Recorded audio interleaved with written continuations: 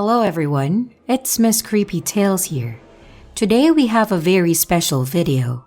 Rather than me telling the stories by myself, I am joined by 26 other awesome narrators in bringing you creepy and scary stories. I hope each and every one of you enjoy our stories and narrations. And please, do check out the different narrators in this video. Their links are in the description. Now, on to the stories.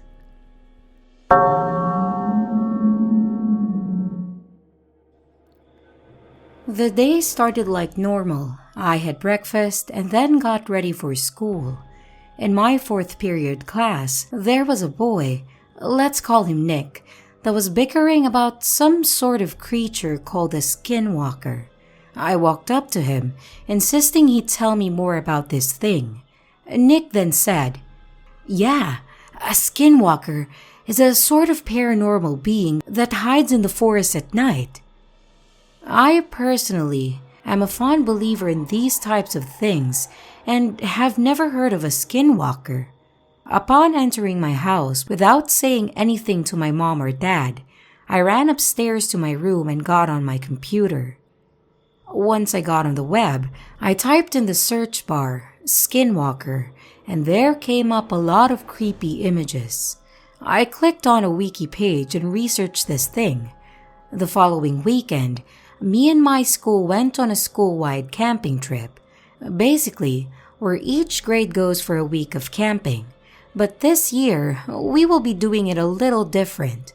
The teacher announced that we would be taking only 10 of us from our grade because the cabins are limited due to non-working pipes. So he picked 10 students, and I happened to be one of them. The rest of the grade was bummed, but it is what it is. On Saturday, we arrived around 4:10 p.m. We have been here before, so I knew what to expect. We went to our cabins and set up. 2 kids per cabin, the teacher announced. Of course, I got stuck with the conspiracy theorist Nick. After setup, we did the basic camping stuff: canoe, exercise, zipline, campfire, knife training, and many more. At about 8 p.m., when it started to get dark, we headed inside the cabins. Nick sat down on his bed and said, "Man, it's boring." I responded by saying I know, and we shut off the lights and lay down to bed. We both awakened with a thump at around 2 a.m. "What the fuck was that?" Nick yelled. I quickly looked out the window, and there it was. A tall figure standing near the trees. The darkness covered it so I could not see any details. "Nick!" I yelled. "Come here, now!" He looked out the window and saw the same thing that I saw. He looked at it in disbelief, almost crying. Dude, that's a skinwalker." He then said, "Get in your bed, cover yourself up, and don't look out the windows." I ran and got in my bed, covering my body with the covers, and eventually falling asleep. As I woke, I could see our cabin was a mess and our door was broken open. I woke Nick and we both were in awe. Needless to say, me and him left early and never came back. This event really brought me and Nick together. But to that skinwalker, let's never meet again.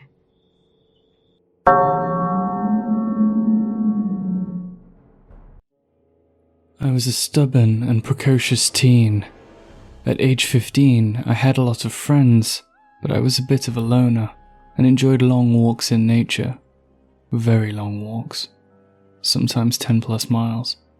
Since I couldn't drive yet, I would often just take off from my house and walk on back roads all day long. This was before smartphones. As I was an 100-pound very tiny girl, my parents probably shouldn't have allowed it, but they have always been very relaxed in their parenting. And like I said, I was stubborn. I also had an unhealthy attitude of invulnerability and naivety. On these walks, people would often pull over and ask me if I needed a ride. The vast majority were men. I never said yes. Usually, I would respond politely with, "No thank you, I'm on a walk," and they would leave me alone, maybe after an "Are you sure?" and a concerned look at most. This happened literally hundreds of times without incident. However, there was one time that I got a bit lost while walking. Not severely lost, as I could easily backtrack the 5 or 6 miles home, but I had taken a wrong turn and wandered into a very rural area that I had not expected to be in. Whatever, it was a nice day, so I kept walking. A guy in his early 30s in a bit of a junky car passed by and asked if I needed a ride. As per usual, I politely declined, and he drove on. I got creepy vibes, but I didn't think much of it. Then, 10 minutes later, he pulled up behind me again. This was a rural road, and he must have driven in a very large loop to come up behind me again, miles out of the way. He slowly started driving alongside me while I walked and asked personal questions. My name, my age, where I lived. I did not tell the truth. He also repeatedly tried to get me to get into his car. I was very uncomfortable and just wanted him to go away, but was too afraid to be rude. However, I was not getting into his car. After an excruciating 5 minutes or so of this, another car came and he was forced to drive off again. I was more annoyed than scared at this point, the good old and vulnerable attitude. Then, like clockwork, 10 minutes later, to my horror, I see the car again. This time he doesn't drive alongside me, but parks in a pullout a few feet ahead. I don't know what came over me, but instead of panic, my brain just shut down and I became entirely dissociative. I decided to just ignore him. I walked by the car calmly, continuing my walk. I tried not to look at him, but I stole a glance. He was pointing something at me. It was a gun. Before I had time to react or even think, a motorcycle pulled up behind us and parked. My stalker seemed extremely panicked by this and peeled out as quickly as possible. I must have looked freaked out because the motorcyclist, who looked like a dad type, was concerned. He asked me if I was okay and if I needed a ride. I gave my usual, "No thank you, I'm on a walk," and he drove off. I was feeling pretty distrusting at that point, and aside from that I didn't want to climb onto a motorcycle with anyone, even though he had saved me from something potentially very bad. Looking back, I owe quite a lot to him. I'm not sure what compelled him to stop, but thank goodness he did. I then ran the long distance home, looking over my shoulder the whole way. I never saw the man again. I didn't tell my parents because I was afraid of them restricting my freedom. I still took my long walks, but not again in that area, until a popular nature reserve was opened there years later. To that creepy guy who really wanted me to get in his car, let's not meet.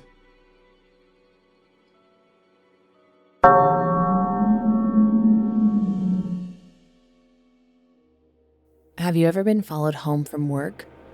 No? Good for you. Now me. I wasn't so lucky, and I'm still paranoid about it.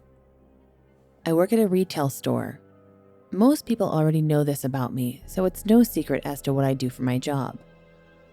I deal with idiot people on a day-to-day basis who think it's necessary to shoplift. Like, seriously. You know my coworkers and I are watching, so what is the point? Well, one guy and his wife took it too far, and when I told them that they were no longer welcome at the store. And this happened in November, shortly before I got COVID. I didn't feel good that day, nor was I in the mood to deal with anyone's bullshit. I had to work a long shift due to having a lot of people call in. All of the regular customers who thought it was a great idea to steal from the store were hitting us hard that day. I'm not sure how many freaking people I had caught trying to steal the most useless and inexpensive shit, but it was ridiculous. The customers I referred to in the previous statement, they came into the store every other day to steal body wash, clothes, literally anything that they could find that had an abundance of stock so it wouldn't be noticed until later when one of the employees would take inventory. I greeted the customers as I always had, told them that the store required everyone to wear masks, to which they told me that they had asthma and couldn't wear one. Now, I'm going to get a lot of backlash on this, but I have severe asthma, plus I smoke cigarettes, and I still wear a mask so that the health excuse was total bullshit. I told them okay and that they were free to enter the store because there's nothing I can do when someone says that they have a health reason. They sneer at me and said, "Yeah, that's what I thought." To which I responded, "You don't have asthma. You're just douchebags who can say that and get what you want." Probably not the smartest thing for me to have said, but again, I didn't feel good. They went into the store, did their normal 3-hour round, taking every item possible, and decided that they were going to try and go out the other set of doors on the opposite end of the store, where they thought I wasn't going to be. Guess again. I moved from door to door because that's what my job is. They weren't too happy to see me, while I was absolutely thrilled to see them. Justice was finally happening. I told them to put the items in their cart, leave it with me, and get out of the store, because I had banned them 3 months ago, and now they would be trespassing. Ha, another screw up on my part. These people were so mad that they parked their car in the parking lot and waited for the end of my shift to figure out what car I drove and followed me out to the parking lot. Look, I usually don't get off until 10 o'clock at night, so I'm exhausted by that time and have to focus on driving 35 to 45 minutes to my town. These people decided to follow me the entire way. With their bright lights on, they would speed up, nearly hit my bumper, and slow back down. They would honk their horn at me and play this game where they would pass me, then slam on their brakes, pull over to the shoulder of the road, and wait to get behind me again. That highway is dangerous enough, and I hate driving on it, so imagine how bad my anxiety was while I was driving at night. 20 minutes into my drive home, I was frustrated as hell, and I saw a turn for one of the back roads that I know like the back of my hand. I made that turn so fast that they had to slam on their brakes and whip a quick U-turn. They were hell-bent on following me. My car twisted and turned and went up and down every hill on the back of the roads, and I was having fun doing it because I wasn't going to be followed home when I lived in the middle of nowhere. 2 hours later, I finally make it to my town, and they're still following me, so I went into the parking lot of the police station. They drove past the station and sped out of there like 90 to nothing. I took the longest possible route home and finally was able to rest for the night. I still see them driving in my town, so to the couple that took my words too far, I was doing my damn job, and y'all are just two stupid idiots that need to get a job and stop wasting your time trying to figure out where I live. You won't find me. One afternoon, I walked to my local store for some smokes. About a 7-minute walk if you're really taking your time. As I was exiting the store, a woman approached me and politely asked for a cigarette. She was gorgeous, super short hair, looked a lot like the woman who played Claire Underwood from House of Cards. Super lean, great shape, well kempt. Couldn't be older than early 40s. Regular clothes, basically a white tank top and jeans and regular shoes. People who are homeless don't always look dirty, but my immediate impression based off of her mannerisms was that she was just taking a break from a walk or something. It was really hot outside. I live in Los Angeles County. So I obliged, and after she handed my lighter back to me, her smile suddenly disappears, and she gets really, it's like she flipped a switch and the polite, smiling woman disappeared. It felt like her eyes got dark, like she dissociated. She took a drag and looked me in the face. "Do you know what the fuck is going on too, or no?" I had no idea what she meant, so I shook my head. There was that really mean smirk as she said, "Oh, so you're a dumb bitch too, huh? I swear to fucking God, these effing slurs moved into our land, took our jobs." No effing joke, she deadass said that. You're Trejo, aren't you? I was completely shocked by this, because it was a nonsensical question. I thought it was a joke, but I could tell that it just couldn't have been. I feel as if she would have attacked me if I even replied, so I didn't respond at all. She seemed to lose perception of me while she started monologuing. It was getting more aggressive, so I managed to slowly walk away while she started raising her voice to say really horrible shit to no one. Most of it was racist, and I knew she wasn't talking directly to me, but her eyes would dart back to me. I can't explain it well. I remember getting the goosebumps and immediately felt like running. Just sudden maximum adrenaline.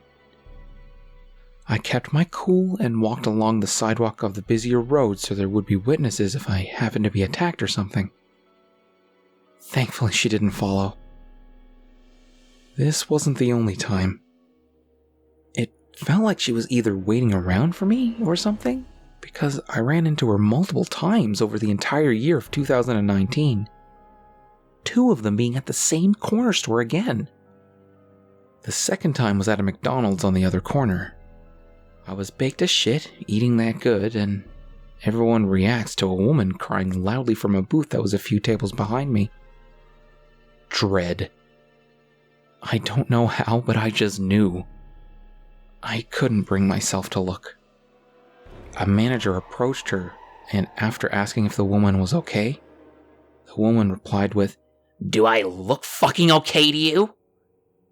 And just kind of went off. Manager threatened to call the cops, so the woman got her stuff together and I just tried to keep my eyes down. As she passed me, right before leaving, like literally her hand pushing the door open, she backs up and glares directly at me. Hey fucking look at me!" yelled this woman. She radiated wrath. Mama didn't raise no bitch, but I'm not fearless. For the first time in a very long time, I was actually terrified to death of another person. I looked up and she asked my name. "Hi, I'm OP." She responded with, "You're full of shit. You're Danny, aren't you? Is that you, Trejo?" I tried to assure her that I was not, in fact, Danny Trejo, and apologized for being unable to help her find him. She then said, "Well, next time you see him, tell him to go fuck himself." Flipped me the bird and left.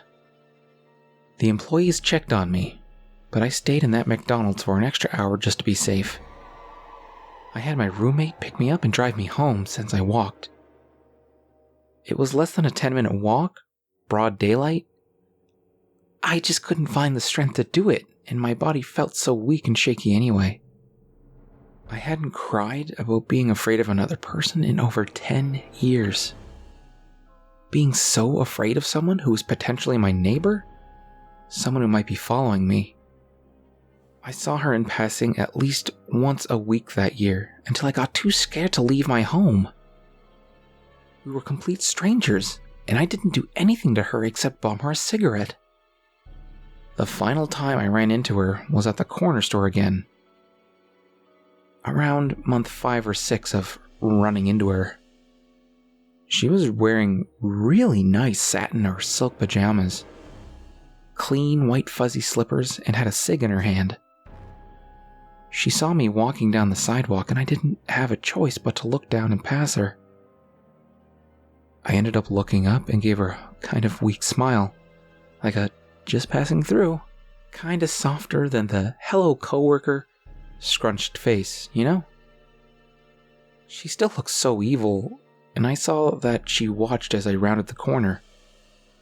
I fucking bolted. Sprinting home takes less than a few minutes, but it felt like forever.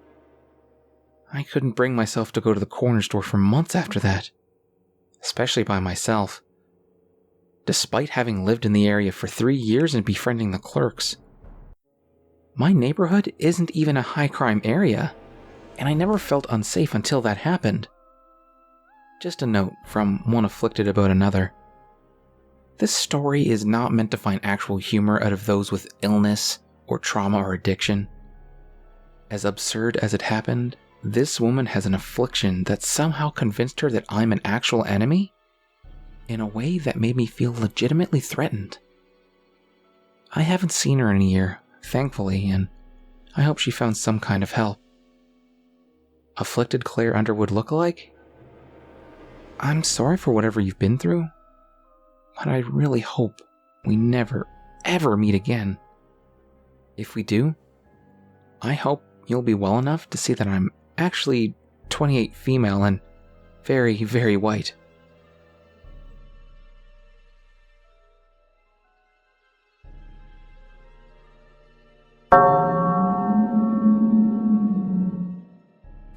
I'm still not sure what happened that night. By username Zaya Stranger. Back in 2014, around October or November, I was 18 years old. I was very much enjoying my new freedom from the confines of childhood. At this time I had just got my driver's license and drove a 1998 Chevy sports van.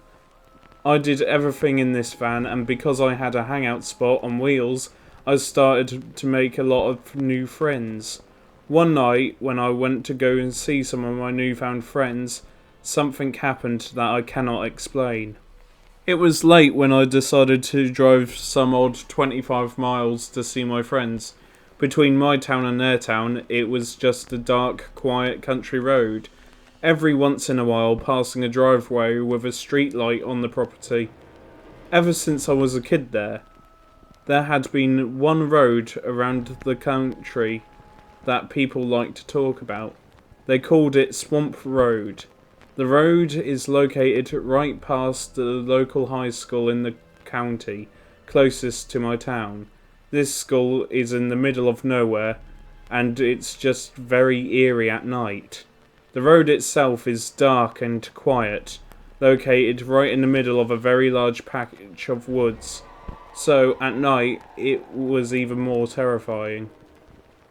As I pulled onto the road, I managed to keep my cool. This road is a commonly used shortcut to where I was going, and I had no issue driving down at the same time. The road had several hills, and then it comes to an opening out of the woods, and then banks right, then banks left again before hitting more hills, and finally, a stop sign. As I was hitting the last hill before the opening, at the edge of the woods, my eyes locked onto a bright white sheet on the side of the road. It was so distractingly bright I almost ran off the road. I ended up passing the white sheet and continuing forward, but I started to think about things.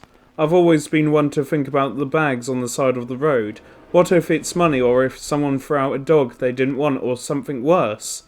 My curiosity got the better of me, and once I hit the stop sign, I decided to turn back and see what it was. Right before the first turn, there is a small field entryway that I parked at. For some reason I decided to turn off the headlights and shut the fan off. I'm guessing it was my teen angst of not being afraid. The walk back to the edge of the woods was kind of longer.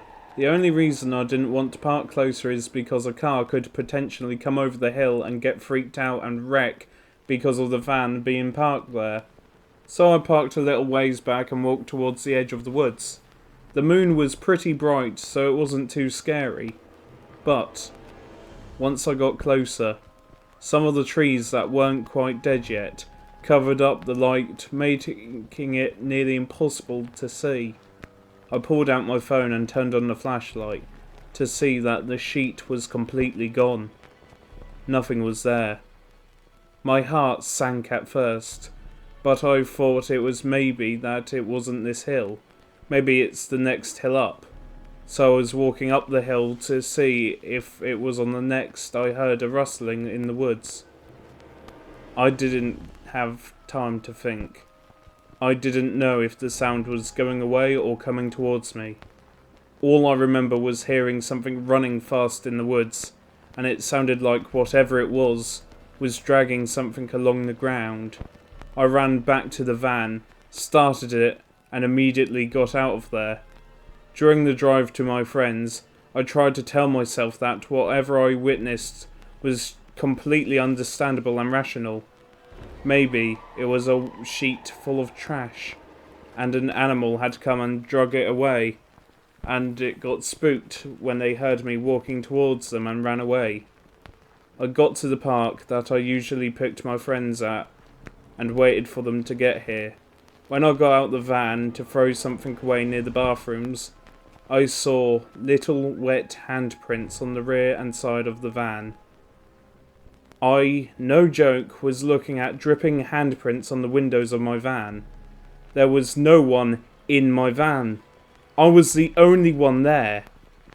If maybe someone was trying to prank me back at Swamp Road, then how the hell did the handprints stay wet enough through that whole drive to town?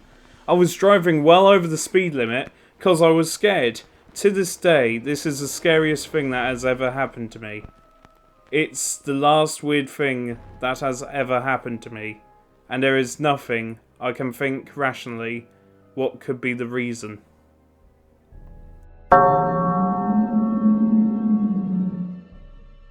Earlier this year in May, me and my girlfriend decided to rent an Airbnb in Sweden. The place we wanted to rent was on the countryside, and I really mean the countryside. But we had a car, so this wasn't a problem.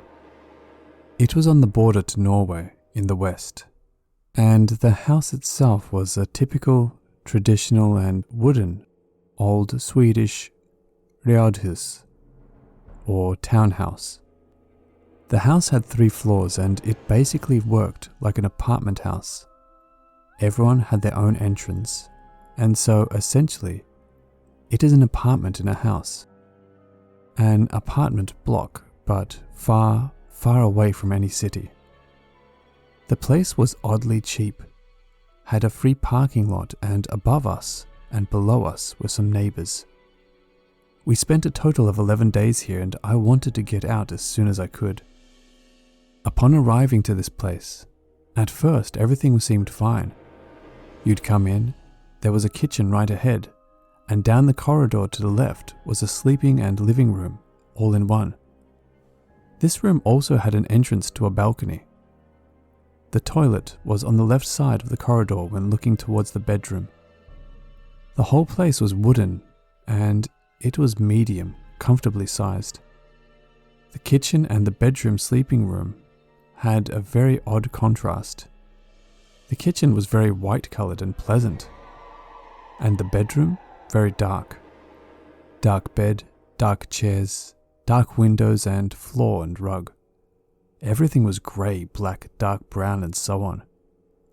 Odd at first, but it felt okay in the beginning. But then, it started. After a day or two, we had our first encounter in this place. Everything was okay until one night. Me and my girlfriend were sleeping in bed.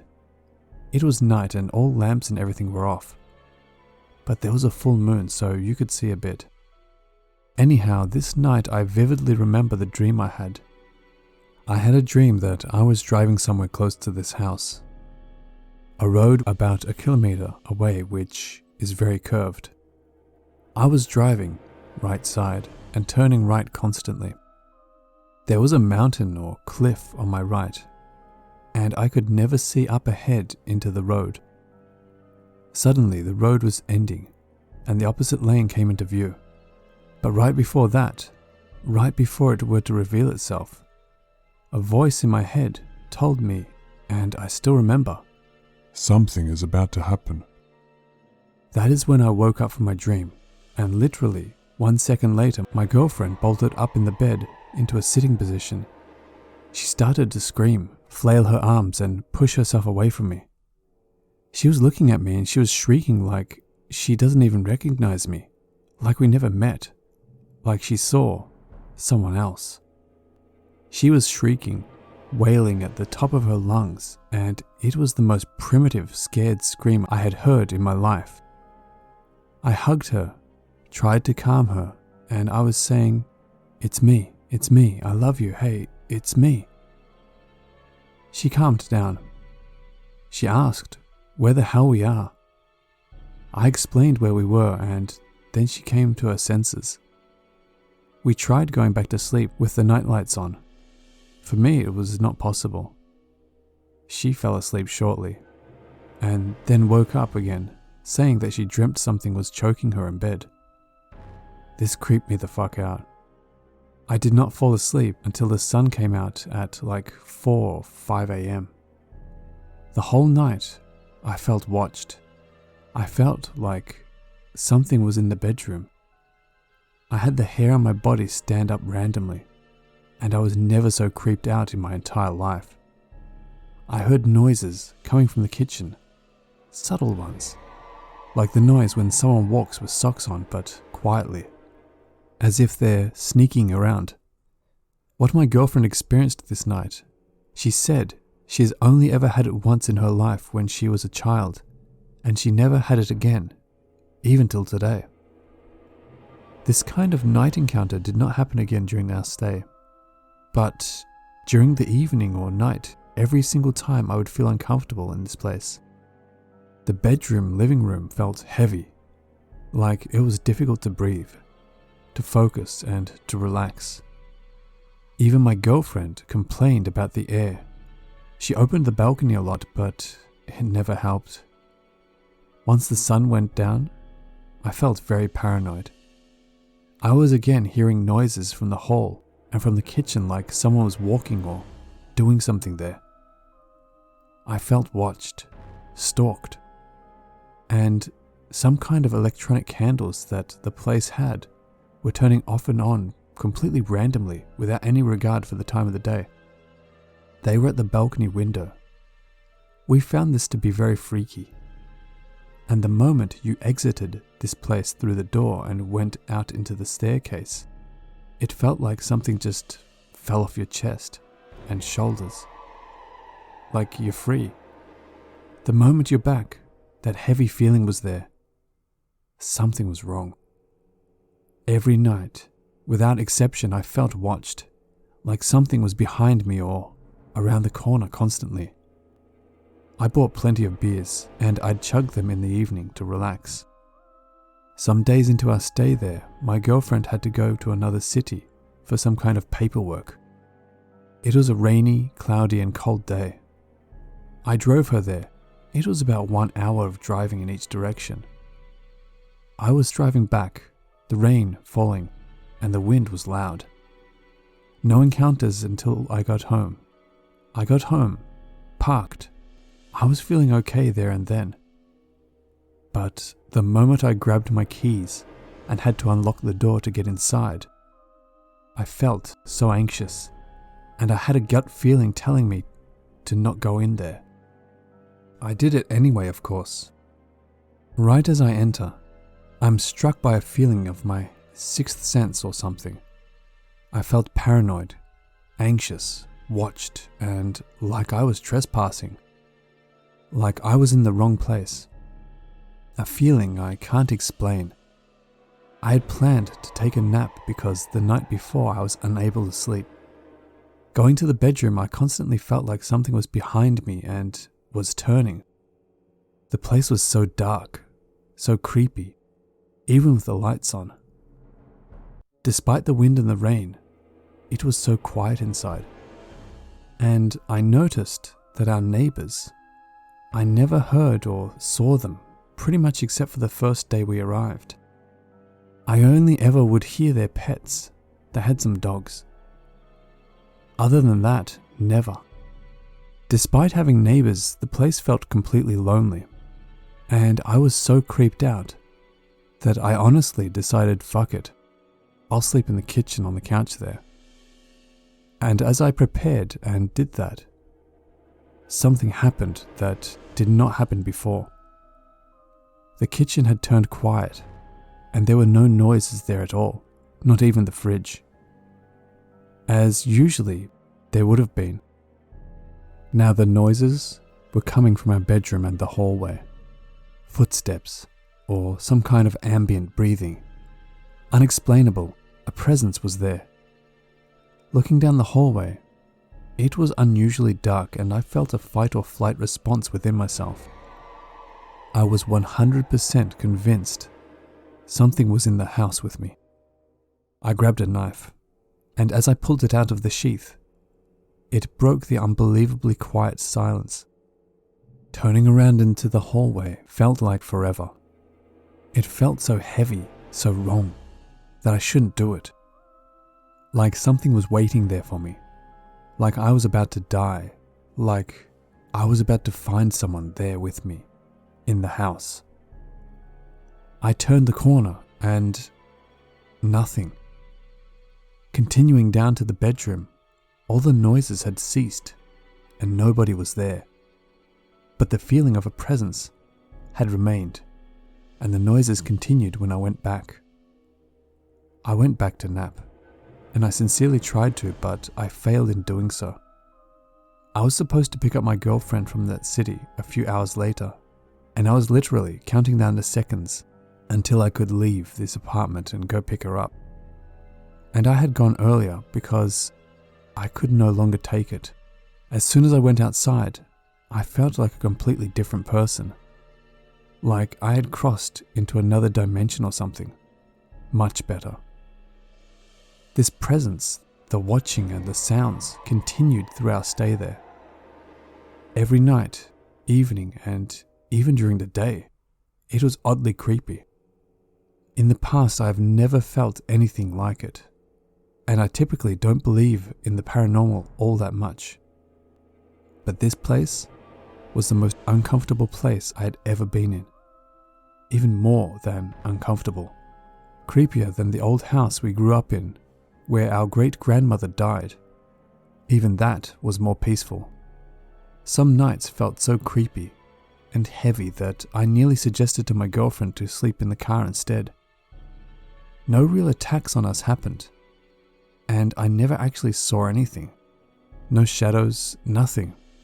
But not a day passed where I didn't feel watched, paranoid and scared. I don't know what this was, and for me, it is unexplained. I would actually like some help to understand what this might have been. Me and my girlfriend are religious people. We are polytheists, practicing our native religion. We had kept an idol of one of the main gods of the pantheon in this place, and that seemed to help somewhat, but not entirely.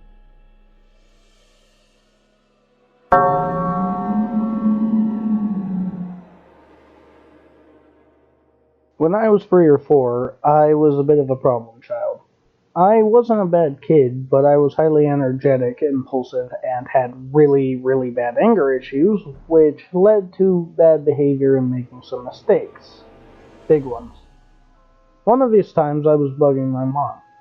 I kept asking her what was for dinner, and after a while of not getting an answer, I eventually did. She said we were having chicken nuggets. I was upset about this because I'd wanted mac and cheese, so I asked her if we could have that instead, and she obviously said no. Well, I kept asking and kept asking and kept asking, getting angrier and angrier each time until I had a temper tantrum over it. I was sent in my room for timeout. After what felt like forever, I was still upset. I decided to run away. For some reason, my room had a door leading to outside it. And so I, in nothing but my t-shirt, shorts, and socks, walked out. I started walking down the street and ended up going into the woods. It at some point started raining during this, and I ended up getting lost in the woods. After a while of being lost in there, I started to cry because I was afraid I'd never get out of the woods. I thought I would die there. At some point, I stumbled across people and walked up to them. They were weird. They were just standing there, not moving. They weren't dressed for the weather either, but it didn't seem to matter because they didn't seem to notice. One of them asked me if I was lost, and I said yes. They then asked me if I wanted them to bring me home. And again, I said yes, not thinking about stranger danger at that point. So each one of them grabbed one of my hands and started guiding me out of the woods. They then started to walk me down the street, ignoring every house along the way until they got to mine. When they got there, they asked me if that was my house, and I said yes. They then knocked on the door and my mom answered and let us inside, where they then explained what happened. They then walked out the door and closed it. I had run to the door and opened it, hoping to thank them for bringing me home, because I hadn't yet, but they weren't there. Even if they'd taken off running, they would still be able to be seen at that point, but they weren't. They just disappeared.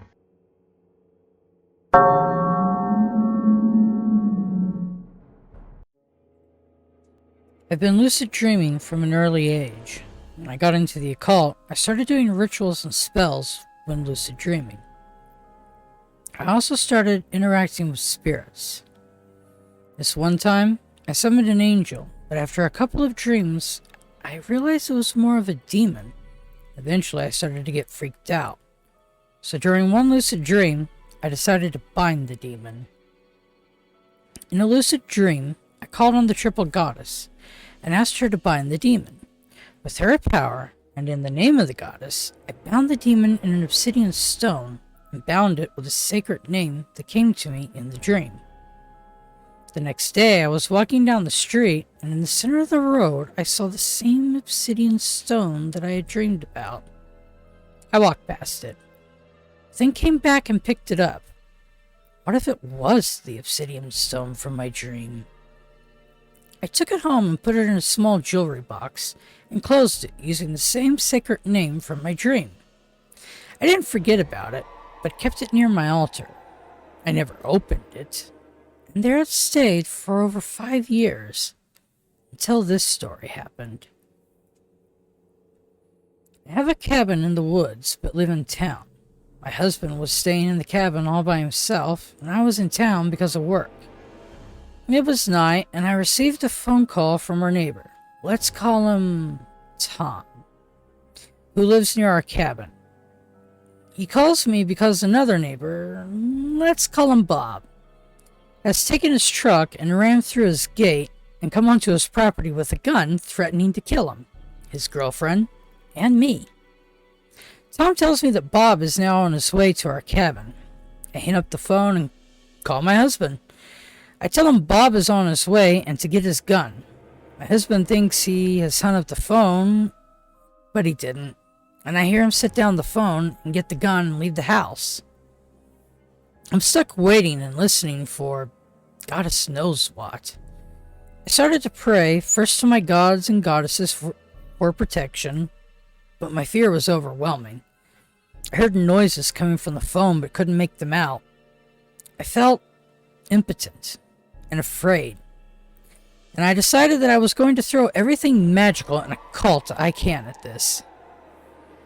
I remember the box with the demon stone in it. I pulled out my magic book and wrote a demon contract to keep my husband safe, send Bob away forever, and bring peace back to my cabin. In exchange, I offered to release the demon and never bind him again. I said a guidance prayer to my gods, and I offered wine and lit a candle. I didn't have time for a proper ritual, but I trusted my intent, visualization, prayers, and spirit guides. Then, I opened the box. After the ritual, my husband got back onto the phone and told me all the details. Bob was high on meth and smashed our neighbor's gate and threatened our neighbor's life with a gun. He also threatened to kill me. I guess because we'd talked before? Luckily, Bob never did come to our property or encounter my husband. The next day, I drove to our cabin. I didn't put the demon stone back into the box, but I carried both the stone and the box with me, one in each pocket. If the contract wasn't fulfilled, the demon stone was going back into the box. I was about halfway to the cabin, down the country road, when I checked my pocket, and the box was gone. I stopped and checked the car, and the seat, and my pockets again. I immediately thought I was screwed. I'd played too loose with the demon and he had made the box vanish. Now I couldn't bind him even if I wanted to.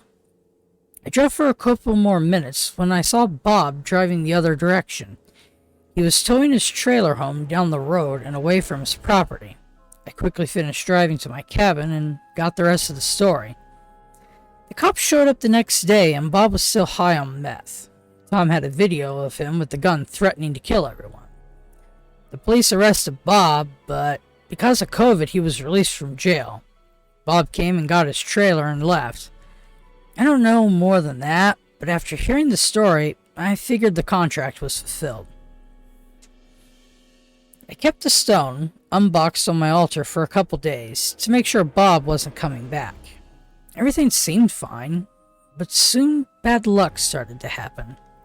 The worst being the well pump at our property failed. I decided then I needed to get rid of the stone and complete the contract.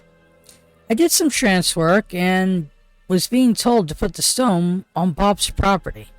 I didn't like the idea, but my husband didn't want the stone on our property either, so he decided to do what I was being told to do.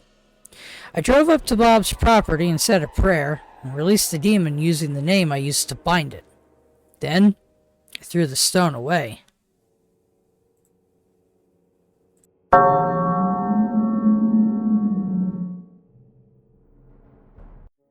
So this story happened about 11 years ago.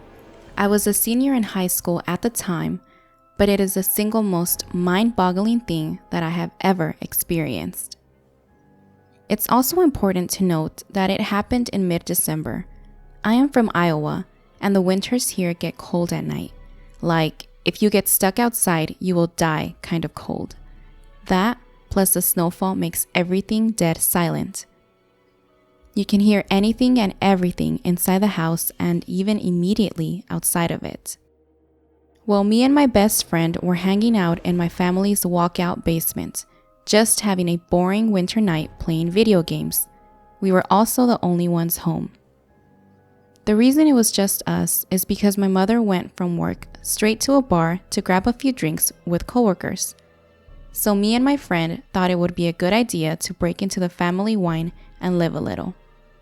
As we were sitting there opening up the first bottle, I heard the door to the garage open and slam shut. I immediately go, "Oh shit," and start looking for places to hide the bottle. My friend then says, "I thought you said your mom was supposed to be out all night." "She was," I replied. I then heard a few heavy stomps and heard my mother yell out, "MeowsandBoo, anyone home?" I yelled back up the stairs, "Yep, just hanging out in the basement." I heard a few more steps move from the garage door towards the stairs, and she yells out again, "Can you come help me with something? I need you up here." I reply back while frantically trying to find a good place to hide the wine bottle. "Yep, give me a minute." Then there was silence for about 20 seconds. "Anyone down there with you?" she yelled back in a more concerned, serious tone, in a voice that was slightly off of my mother's. This was the first thing that told me something wasn't right. Our family never cared if anyone was over, as our house was a very open house to all family and friends. And the voice, it was just wrong. Like, it sounded like my mother's, but it was missing something that I couldn't put my finger on. Weirded out, I replied back, "Just Colton." After I yelled that back to her, I found a good place to hide the bottle and began walking up the steps to the next level.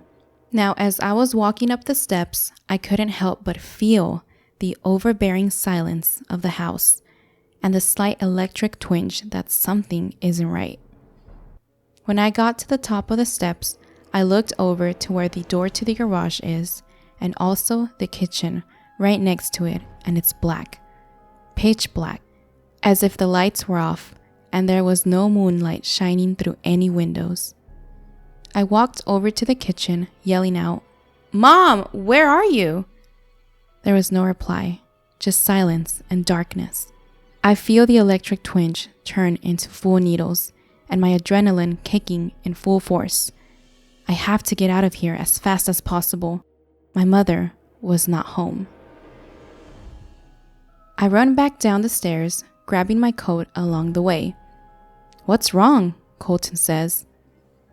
My mom's not home, I reply as fast as I can, looking for my truck keys.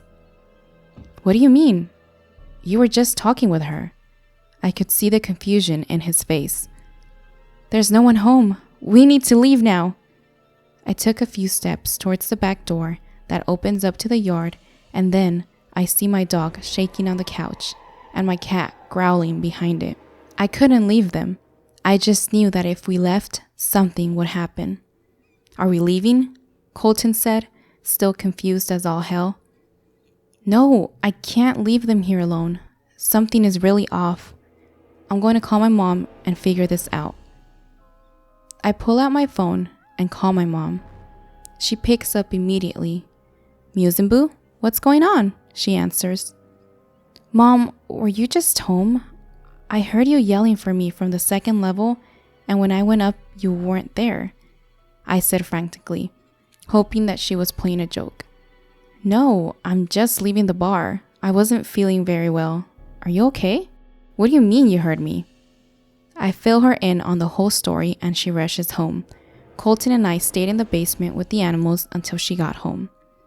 But before she did, you could hear something upstairs. Not walking or sitting on things, but a pressure in the air. Like a black hole was slowly moving from one room to the next, and the word that I would instinctively describe it is hungry. When she got home, you could feel the thing leave just as quickly as it came. Like an overbearing predatory presence had just flown away. We still have never figured out what the hell was going on, and this is just one story of many unexplainable things that have happened to us. But this is the easiest to write down, and one that I was happy to have as witness. My mother has passed away now, and I have moved away to Arizona. But whenever I go back to Iowa and I see Colton, he still gets creeped out by what had happened. I will never truly know what happened, but I know that whatever it was that had my mother's voice, it was evil, and it was hungry.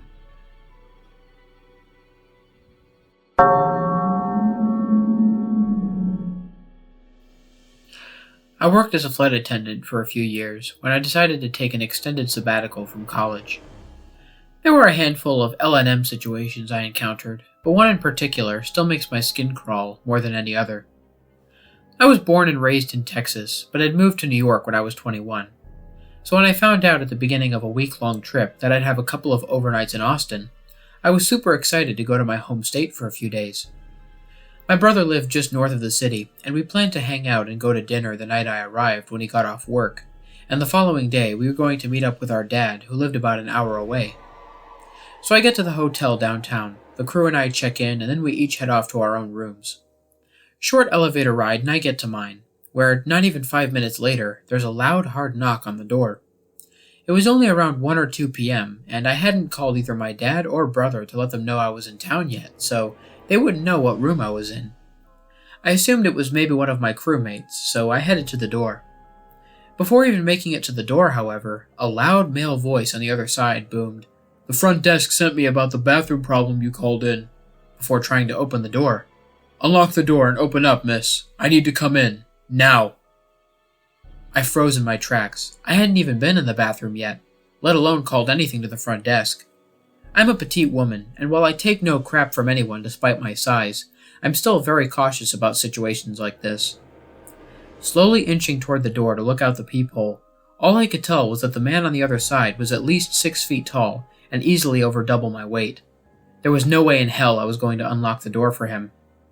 I responded to the guy, telling him he must have the wrong room.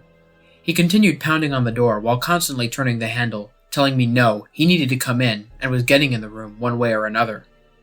I panicked, but thankfully had the sense to grab the phone and call the front desk. The concierge confirmed that they had neither sent anyone up to my room, nor had they received a call about the bathroom. The entire time, this guy was still determined to get in my room, pounding and yelling. Lucky for me, the front desk had dispatched security to my floor. When the security officers step off the elevator a few seconds later, I can hear them in the hall approach and ask the guy who he was, what he was doing, and telling him he needed to leave the hotel. He immediately gets hostile and aggressive toward them, and the front desk clerk, who I'm still on the phone with, tells me the police have been called and are on their way. In the meantime, I'm trapped in my room, scared to death. Long story short, the cops show up pretty quickly and manage to arrest the guy for trespassing and criminal menacing or something like that. I later found out that the guy was also wanted in connection to a string of break-ins and violent sexual assaults in Austin. He had seen and stalked me from the minute I entered the hotel lobby. Apparently, I was exactly his type of victim. Nothing else happened after that, but it still rattled the heck out of me for the rest of my stay in that hotel.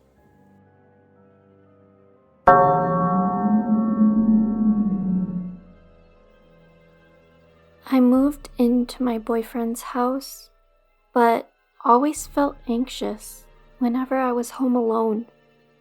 I always felt on edge, like something bad was gonna happen. Add to this that there was a tree out the back that felt like its branches were growing towards the house, and at night they looked like hands. Of course, I put a lot of this down to me and my imagination getting away with me, right? Also, whenever the fireplace was going, I got a fearful feeling, as though the fire was going to spread and burn the house down. A lot of fear for no reason except for off vibes. One morning, as per usual, my boyfriend woke up really early to get ready for work. I said goodbye from the room, he replied, and I closed my eyes.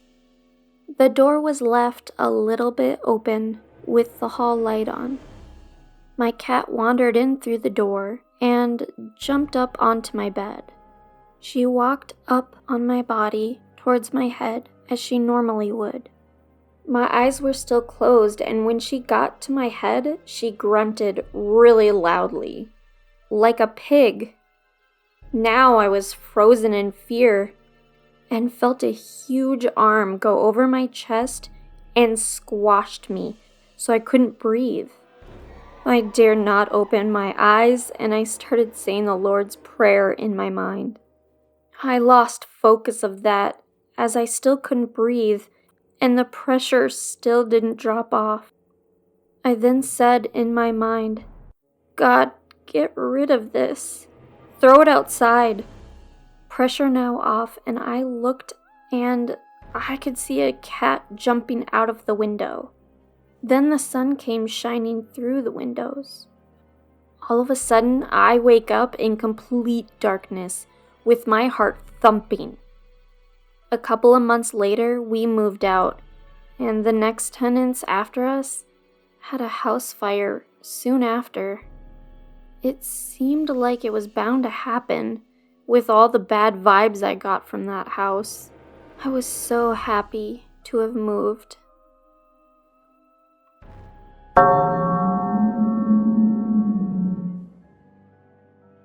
The second story covered my first house, where I lived with my brother and father. Next, we shall go and visit one of the houses that I shared with two of my sisters and two of my brothers, as well as my mom and her husband. The warning, due to how long ago this was, some of it will be broken and weirdly pieced together. This house had 2 floors and a basement. Mine and my brother's rooms were on the top floor, where our other brother and parents were as well. The main floor had the kitchen and living room. And the basement was mostly unfinished, and our 2 sisters were down there with the family rabbit. For some reason, I struggled to sleep in this house. I would find myself always waking up. I later found out I was not the only one in the family struggling to sleep in this place. My mom would tell me about how often she would feel uncomfortable being alone here. My sisters would later go on and tell me how they struggled to sleep, as it always felt like something was watching them, to the point where they would always face the wall. One of my sisters was using the bathroom once, and heard kids playing in the toy box while no one was home. The toy box was in mine and my brother's room. The rabbit, who was healthy, quickly passed away in this place. So, at least I guess this time around I'm not crazy. My experiences would normally happen when I was sleeping or trying to sleep. I remember waking up one night to bits of people floating around the room. One of the heads noticed I was awake and floated over to stare at me. As a kid still in elementary, I was frightened and unable to scream or call out to my brother who was sleeping soundly on the other side of the room. I just laid there, unable to move as this head stared at me, and the other body parts continued to float about. This experience has stuck with me. Even before and after that, I've had similar things that I vaguely remember in this house. Fortunately, living with my old man full time, I didn't have to spend much time there. But every time I was there, I would always wake up to something similar or just as grotesque. Unable to scream, unable to cry out, and unable to move to get the lights or to get my brother or mother. This place still gives me nightmares. And I'm 36. It was a very uncomfortable house. Sadly, there was really no full relief even living with my dad full time, because following that, we moved to another house, and things got progressively worse.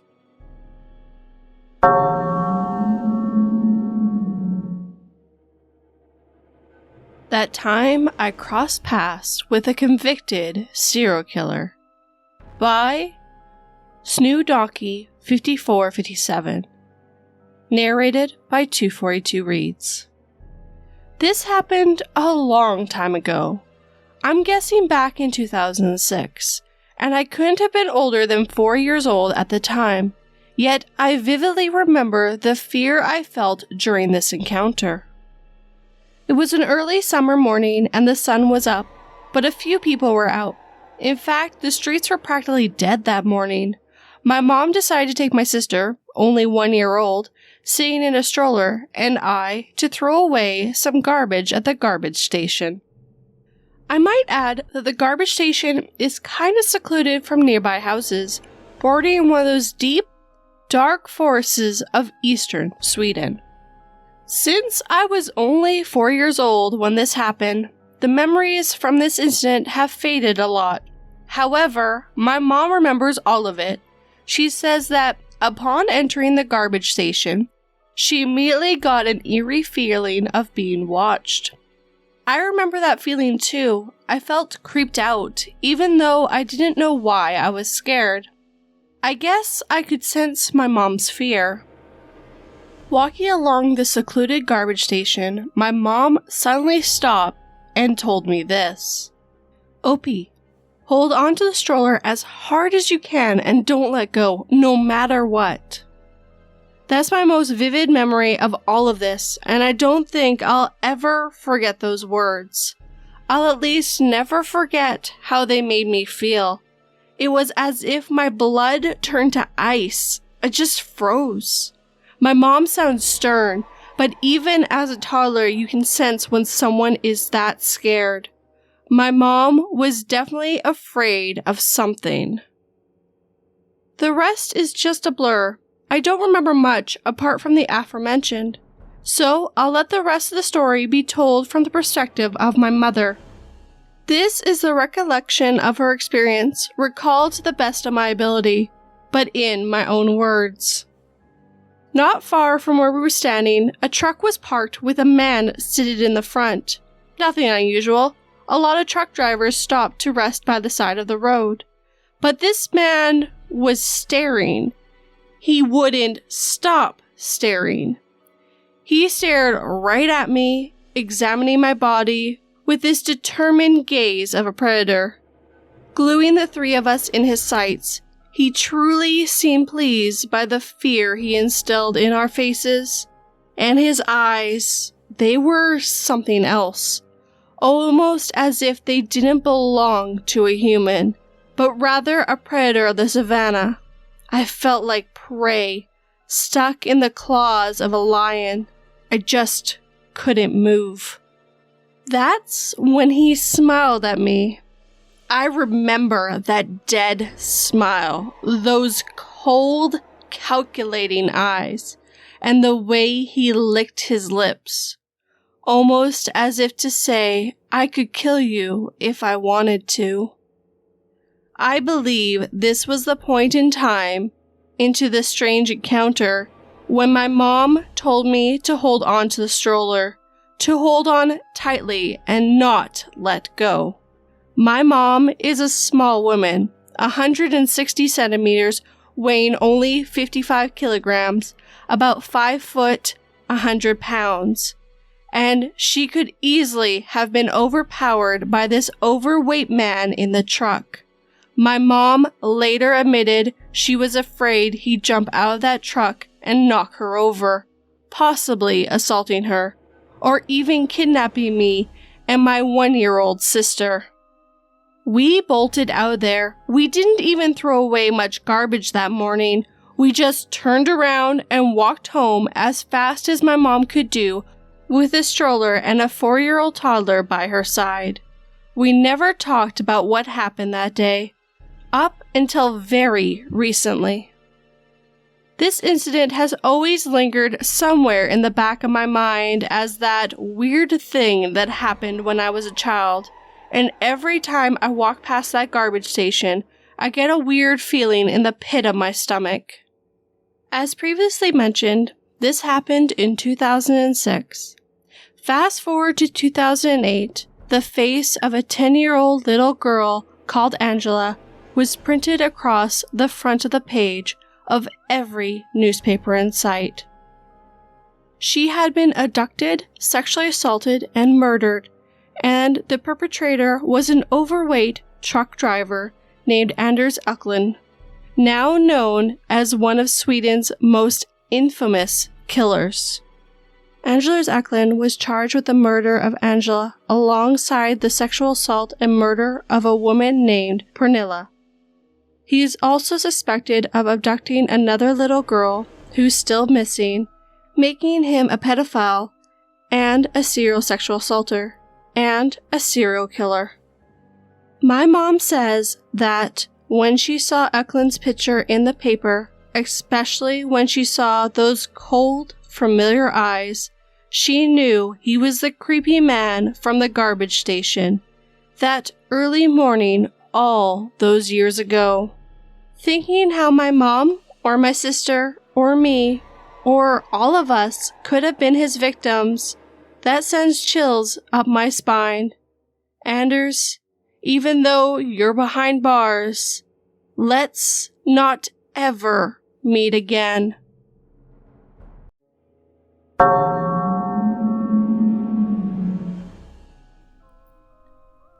The Man at the Rest Stop, written and narrated by H.G. Gravy. Coming back from a trip to the theme parks in Orlando, me, my sister, and my girlfriend were traveling back home to New Jersey on 195 North. We decided to drive through the night as we wouldn't encounter many drivers or traffic on the way back home. We had a late dinner that night, and unfortunately, I was desperately in need for a visit to the restroom. We pulled over at the next rest stop and almost decided to leave due to how desolate it was there. There weren't any other cars in the parking lot. The lights inside the building were dim, but they were certainly on. And as I said, I was desperate for a bathroom, so I decided to see if the building was opened or closed. The automatic doors opened and a sense of relief hit me as the overhead lights brightened exponentially. I was so happy that the rest stop was open, I rushed into the men's room for relief. My girlfriend and my sister had been behind me, and I heard them speaking and their footsteps echoing from inside the lobby. I guess they decided to use the restrooms as well. When I walked into the bathroom, I realized all the stalls were freshly cleaned. I chose the stall furthest from the door and went about my business until I heard footsteps enter the bathroom. I cursed this man's existence upon the planet as his footsteps were coming closer and closer to where I sat. And then it was like something straight from a horror movie or a comedy or a horror comedy movie. The man stops right outside my stall and stands there for a few eternal moments. Then all of a sudden he knocks on my stall door. Being how I felt incredibly vulnerable and scared, I started getting myself ready to leave. My only response to his knocking was to force out "occupied" in a voice which likely gave away how terrified I was. With all the other stalls available open and clean, this man shouldn't have been knocking on my door. It just didn't make any sense. And then instead of walking away, he knocked on my door again. At this point I was so afraid of what was happening, I just decided to scream out, "I'm fucking in here." I wanted my sister and my girlfriend to hear me, but the guy behind the door didn't really appreciate it, and then he started pounding on the door with his fist. And then I saw his foot go up and he tried to kick at me from underneath the bathroom door. And then just as soon as it began, he just stopped and walked out of the bathroom. I sat there in shock for a couple moments, not knowing what to do with myself. And then I ran out to see if my girlfriend and my sister were okay. I hadn't heard them yell or scream or anything, so I thought they would be okay, but I had to make sure. When I ran back into the lobby, I saw that the automatic doors were closing as if somebody had just gone through a few moments ago. I'm pretty sure it was the guy who was in the bathroom with me, but I wasn't about to stick around to find out. So I called out for my girlfriend and my sister and went into the women's bathroom. They were both in there and they were both fine, and they asked me if I had called out something to them. At that point I just told them we gotta go, and we ran out to the car as I told them what was happening. 3 of us ran out of the building and we got into the car. We pulled out as fast as we could and we got back on 195 North. As we drove, I told them the full story about what happened, and we decided to call the police about it. I spoke to a dispatcher and she told me an officer would be on the way to check out the rest stop. The only other thing I could think of doing was emailing the Georgia Department of Transportation and letting them know what happened. I told them to get some security guards at their rest stops at night, so nobody would ever have to experience what I went through. And you know what? I can only be thankful that the man had decided to follow me instead of my sister and my girlfriend.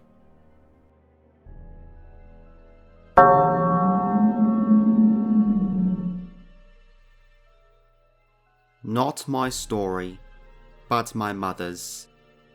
When my sister and oldest brother were younger, I'm not sure of the exact ages of my siblings, but my sister was around 10 and my eldest brother is 3 years younger than her. My mother was a single mother, having to raise them both. She took public transport to work, where there was a lot of shady characters that she met. Her worst fear, being a 5'3" girl weighing about 110 pounds, was that someone would start a confrontation with her or follow her home. One night, after picking up my brother and sister from daycare, they headed home and my mum was shocked to find that the front door was unlocked. Which was strange, because she always locked her doors. But that particular morning, she had been running late and figured that she just forgot. Heading into the house, my mum just couldn't shake the feeling that something was off as she entered her room. That's when she noticed her dresser drawer was open and her socks, pantyhose, and underwear had obviously been riffled through. She asked my sister, who's blind, if she had been digging through her dresser looking for something. But my sister told her that she wouldn't dare go into her room as it was off limits, and if she had, what could she have possibly wanted out of her dresser? Just to make sure, she asked my brother if he went into her room. But my brother scoffed at the accusation. My mother then began to search under her bed, in her bathroom, and then her closet. When she opened the closet door, the bedroom light casted just enough light inside to see the shape of a man sitting down on the floor of her closet, a pair of pantyhose pulled over his face to hide any identifying facial features. While the mental image of a man with pantyhose pulled over his head might sound hilarious, the sounds of a small woman desperately closing the door and trying to keep it shut at this man as he began to slam his fists against the door while she screamed at her children to hide and call the police is anything but hilarious. The only reason this man didn't overpower my mother right away was because she slid down to the floor and pushed her legs against the nearby dresser to steady herself. She soon could feel him slamming his full weight against the door, and she screamed out again for my brother and sister to hide and call the police. My brother was too afraid to leave my mother alone and stayed into the room while my sister headed down the hallway and managed to find her way to the landline and dialed 911. My mother tried her best to keep the door shut, but eventually the man had thrown his weight against the door so much, forcing my mother to slide forward and, by default, push the dresser further and further back until it was too far back to keep my mother wedged between it and the closet. The man finally pushed against the door hard enough that he managed to get the advantage as my mother felt the door being forced open. She cut her looses and stood up, quickly running towards my brother to grab him. The man fell onto the floor as the door swung open and quickly scrambled to his feet, pushing the two out of the way as he bolted out the front door. When the police arrived, he was long gone, and they never found the man. The police searched the house to see how he got in and to see if he had an accomplice with him. The only thing that they could deduce is that he got in because my mother forgot to lock the door. My mum figured the man was trying to rob them and hid in her closet when he heard them come home. But the police stated that the only thing he had gone through was my mother's dresser drawer and a drawer in the kitchen, because in the closet where he was hiding, they found one of my mother's kitchen knives. They wanted my mother to give a description, but she couldn't as she never clearly got a good look at his face. After that happened, my mother ended up getting a Norwegian Elk-hound puppy to train as a guard dog, and, as far as she knows, she never accounted the man from her closet ever again. But a part of her always wondered if he knew where she lived, because he was one of the many faces that rode the public transport with her.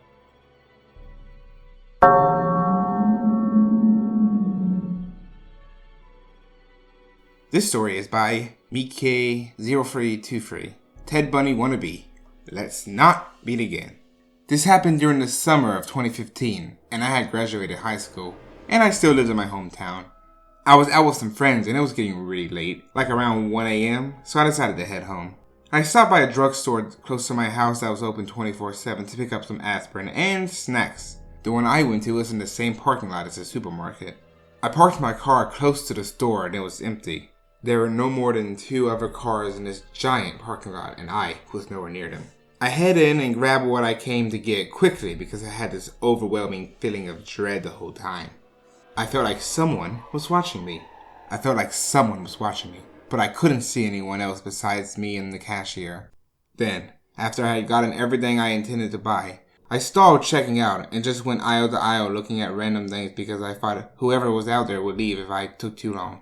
Really, the whole time I thought I was being paranoid because I wasn't used to going out late. Strict parents growing up. After 20 minutes of that, I pay and leave the store. I get to the door and literally bolt to my car, pepper spray in hand, and lock myself in. I turned my head to check the back seat, and right before I could breathe a sigh of relief because no one was there, someone tapped on my window. I looked around before I left the store near the entrance, and no one was around my car. So how did I not see a person there? This is where I really freaked out. I don't know this person. I don't know if this person was Ted Bundy inspired or what, but this is odd. He was a very handsome blonde man with slightly long hair and a cast on his arm. Now, my first instinct was to drive off, but he was leaning on the front hood part of my car, and I didn't want to hurt him. So I rolled my window down just an inch so he could speak and maybe back up just a bit so I could drive off without hitting him. But nope, he stayed glued on my car. He then asked me if I could help him with directions and look up an address for him. I said, I really need to go, sir. Maybe ask the drugstore, they can help. I already went into the supermarket and they couldn't help, he said. That place closed at 8, and there was no way this guy has been lurking around for 5 hours waiting for some random girl's help. He then went on about feeling really tired, and if I could just give him some water or food I bought since he had no money. I told him, okay, and began to reach to my passenger side and grab the chips I had got and begin to roll down my window slightly. And like I expected, he moved closer to my window, but he was now off the car, so I hit the gas. He chased my car, and I heard a scraping sound on the side as I pulled away. I didn't drive directly home in case I was followed, and drove down the highway for an hour because I was distraught over what happened. I finally got home, and the entire side of my car had been scraped from the door almost to the trunk. I'm really sure he used a knife or some sharp object because it was a really rough scrap. I reported the incident, but they never found him or any similar incidents in my town. He was watching me the whole time, maybe from the window of the store because how else would he have known that I had bought food? I also think that he hid behind my car so I couldn't see him when I came out. I really feel like he was trying to get me before I got into my car, but I got in too fast. So, creep in the parking lot. Let's not meet again.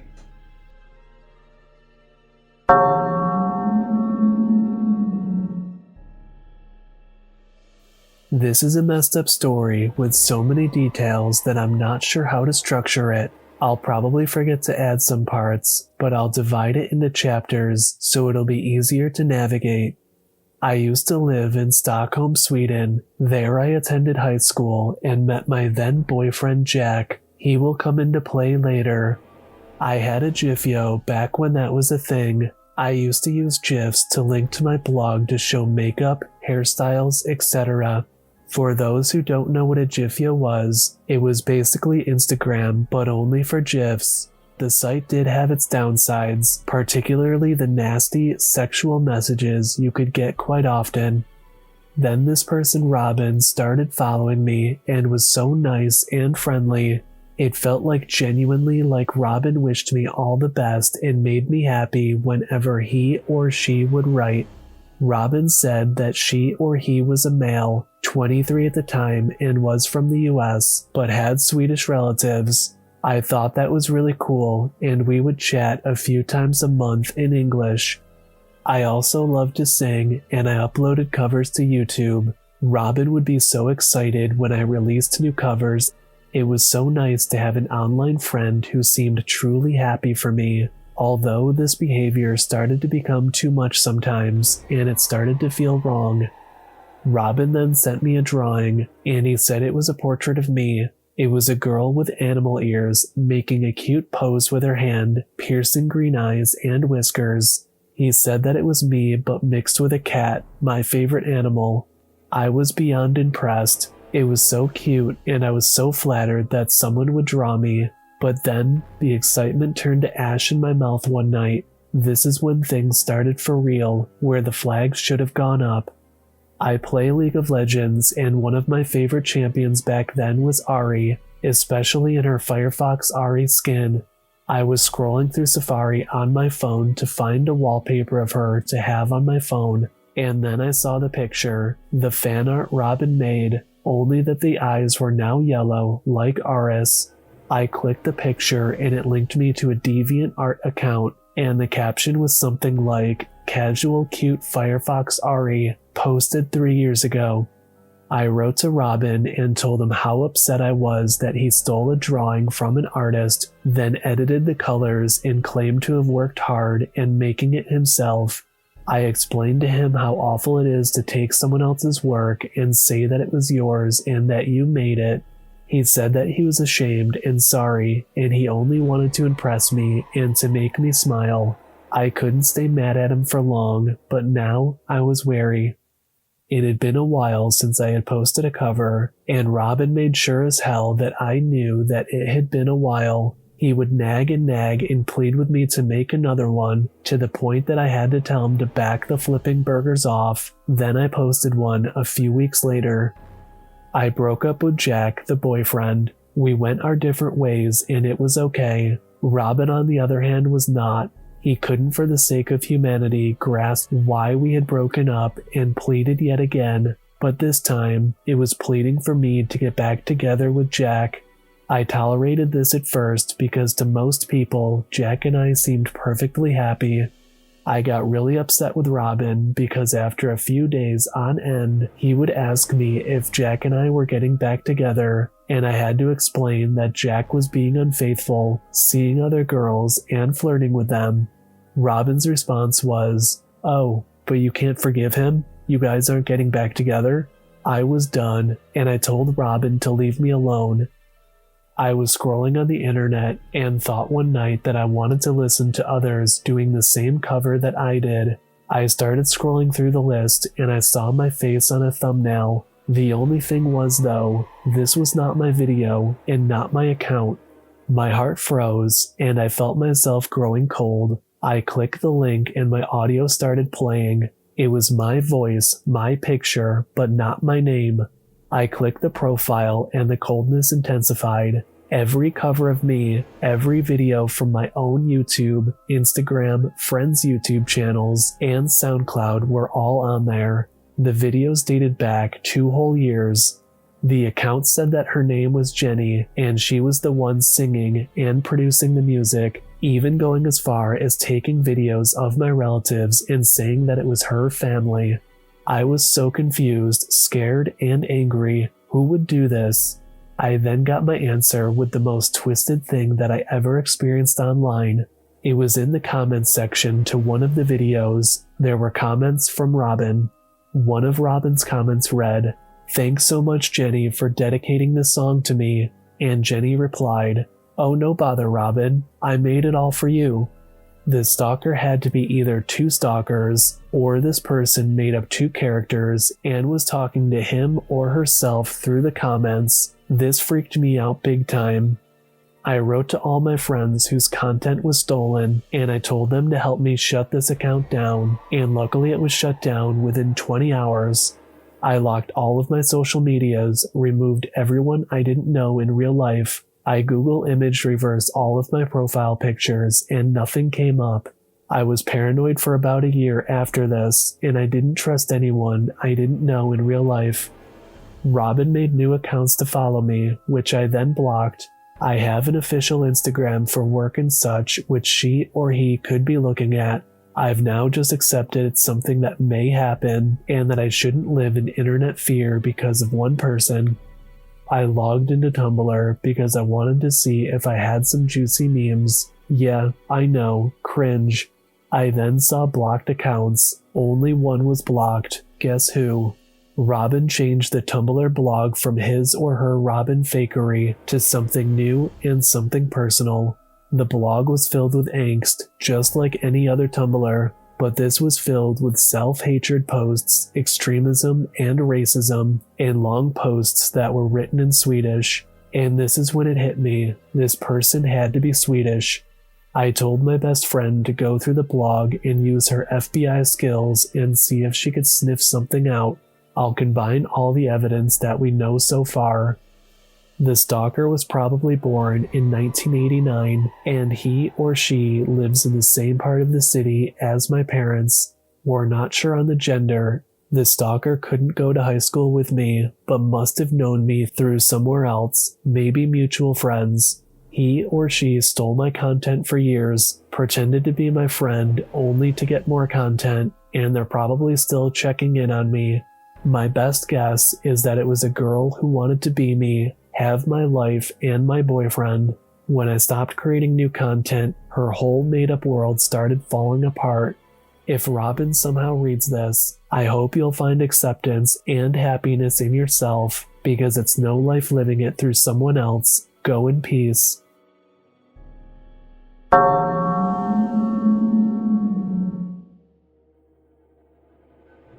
In the Woods by Smile Please 91. My dad told this to me recently, and I felt the need to share. When my dad was little, he used to spend a lot of time at his grandmother's. She lived up in the mountains, and she was one of those people who just took care of everyone. He said he lost count of all the times drunks or druggies would come in all hours of the night, and she would feed them, let them rest, and send them on their way.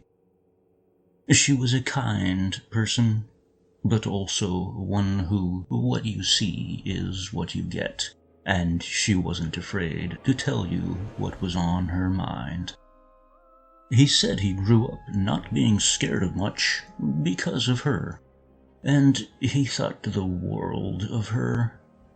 But there was one event that happened to him in the woods that scares him to this day. It's one of the reasons he barely hunts or scouts alone, unless he can help it. He was 17 or 18, and he had stayed with his grandmother so he could go deer scouting the next morning. The next day, he gets up early and heads out. My dad has a good sense of direction, but for some reason that day, he got turned around and lost in the dense forests of the mountains.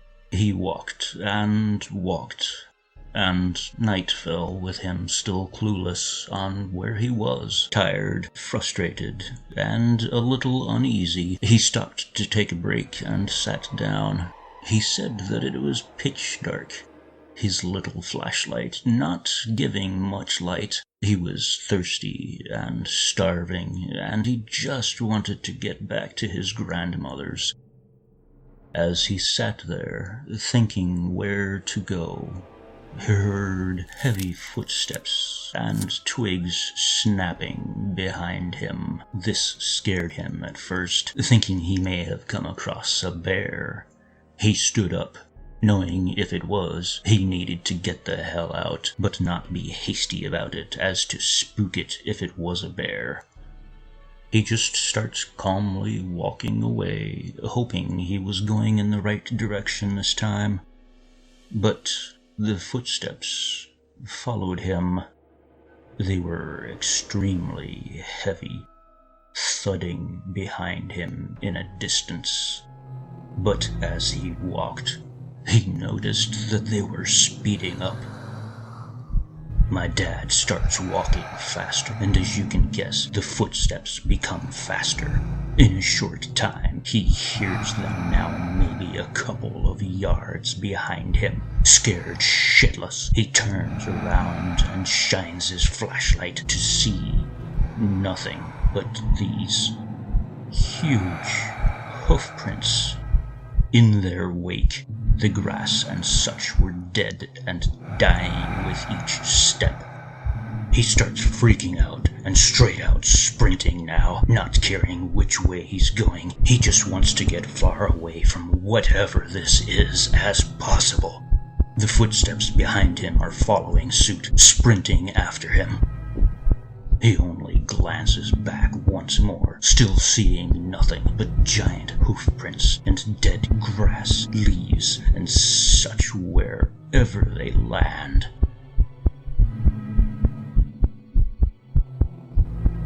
By now, he's not sure how long or far he's been running when he sees lights in the distance. He runs toward them, hoping that someone can help him if he's come upon a house or store. He breaks out of the woods, and joy floods over him when he sees it's his grandmother's home. She is sitting on her porch, the lights outside on. His grandmother was a religious woman, so she was reading the Bible at this time.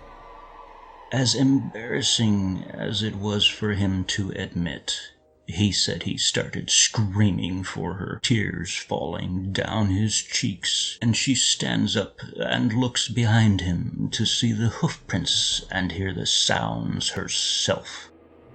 She holds her hand out to him, and he grasps onto it as tightly as he can as she pulls him to her. She then shouts loudly, "You can't have him!" He said the silence that lingered after that was intense. He had buried his head into her shoulder, so when he looks up, all he can see is where the hoofprints and dead grass and leaves lay. She just held on to him as he cried, whispering to him that he was okay and it was gone. He has no idea what was after him that night, and he doesn't want to know. But he is pretty sure his grandmother saved his life that night.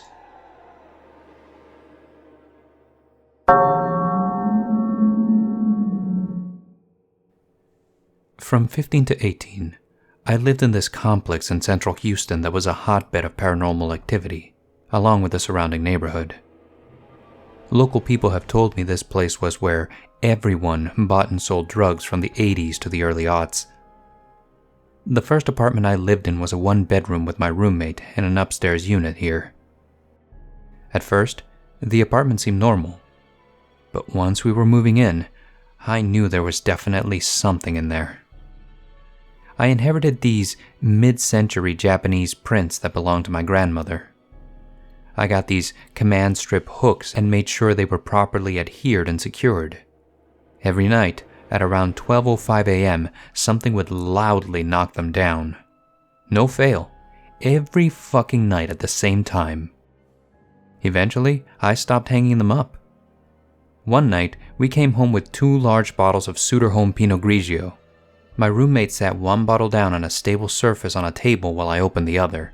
I shit you not. I saw that bottle turn 180 degrees and shatter all over the hard tile floor.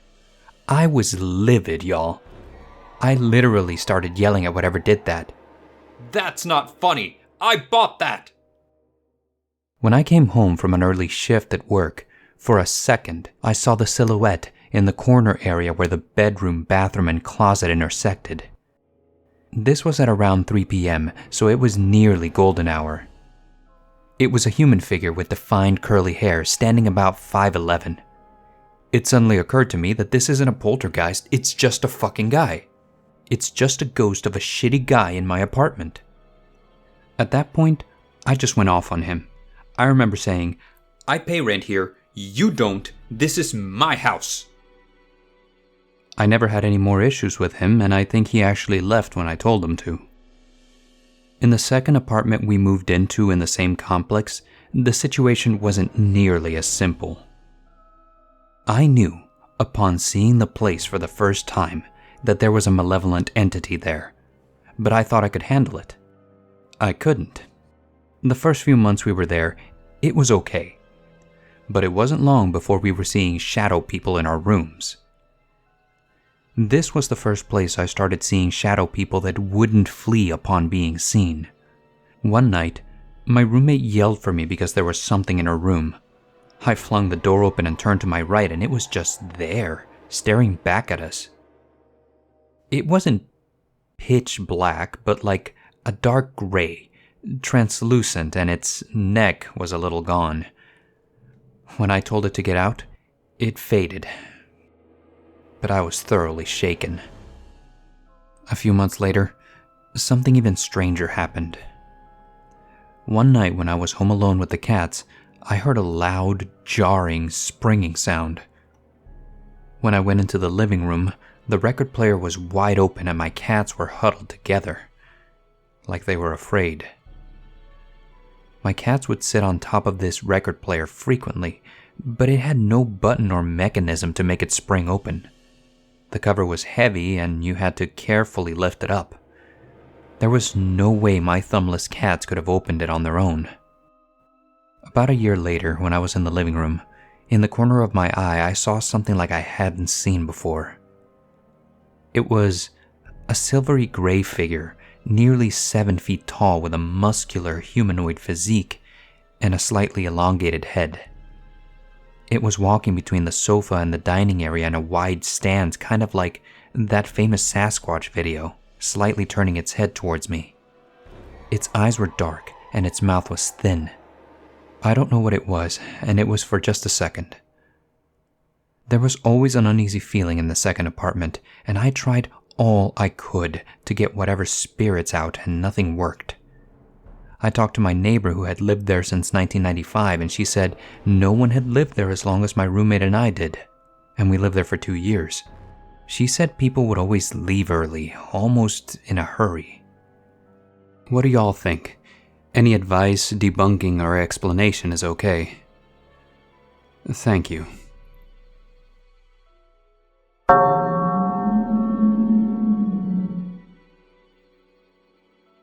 Working with the Paranormal. Written by Beautiful Nightmare. Narrated by PA Nightmares. I have a lot of experience when it comes to the paranormal, and whether you believe in that is your opinion.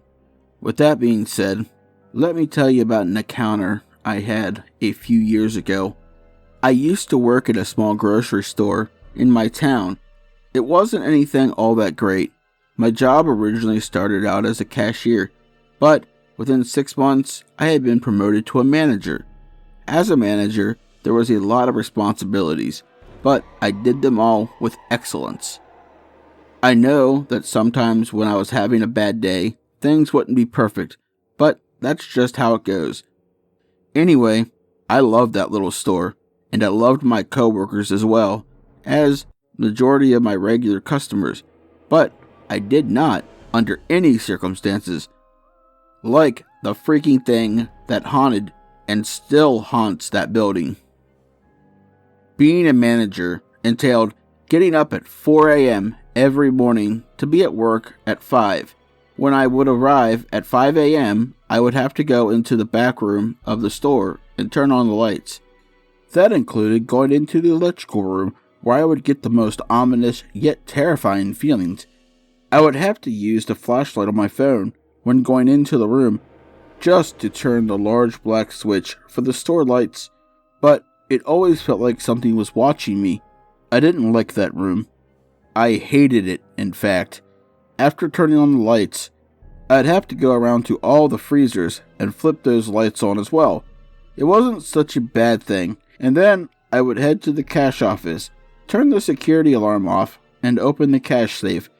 I would get the drawers out for the cash registers, count them out to make sure that they had the accurate amount of money needed before leaving the office, and going to put the drawers in the register, and sign the cashiers on that would be working that morning. I would then stand up at the customer service desk and make sure that the lottery machine was on, that our money sending computer was signed in. I also had to print out reports for the previous nights, and then, at 6 a.m. sharp, I would unlock the doors and let the customers flow in. Now, the thing I didn't tell you about being there at 5 o'clock in the morning was the fact that the cash office wasn't too far away from the start of the freezer doors, which was a freaking pain because it legitimately sounded like someone was opening the freezer door and letting them slam shut, despite there only being a total of 4 employees in the store, and each one doing their own thing to get ready for the day. Now, occasionally, I would have to go and either clean the bathrooms, stock the dry cooler, or put back the items that people didn't want. So, having to be in the employee restrooms, cleaning, where I had full view of the door to the electrical room, wasn't fun because it always felt like someone was watching me. There was actually one time where I heard someone whisper my name, and I was the only employee in the back room. Yes, I freaked out and ran. Like, why the hell am I being haunted at work? However, I learned that it wasn't only me who had these experiences. My boss was afraid of the back room, and that's saying something because she was one tough lady. The electrical room. And I know that I'm skipping all around the place with this story, but the electrical room is my main focus, because I swear there was something demonic living in that room. Anytime, I would prop the door open so I could either turn the store lights on in the morning or shut them off at night. It would slam back shut, so I was trapped in a room packed full of loud generators with nothing but the flashlight on my phone. Any slight sound made, and I was panicking. But the last time I ever stepped foot in the room before making my cashiers do it was probably the third scariest damn thing I'd experienced while working there. Something pushed me against the wall, begged me to stay in that room for the rest of eternity, and that all would be safe now. I don't know what the hell that meant. I don't want to know. I asked all the other employees if someone had been playing a joke on me. We watched the camera footage. There was no one else in the back room aside from me. So, I don't know what to tell you, but I think that thing is still haunting me to this day.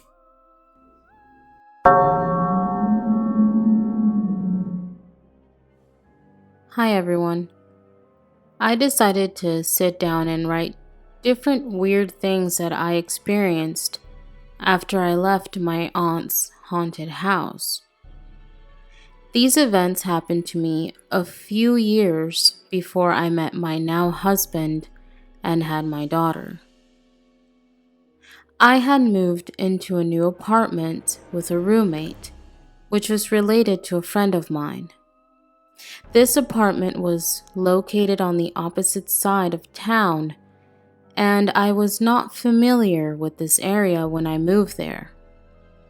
A lot of these apartments were literally newly built, but a lot of the lots around the area were still being developed, and it was a very desolate part of town.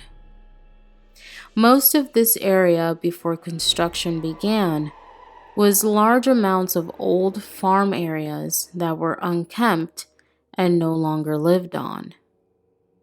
Now, as I explained in a previous post, I am very sensitive to the paranormal, and during this time, I was just beginning to understand why there was so much paranormal things happening around me. My fear of the paranormal was literally a beacon.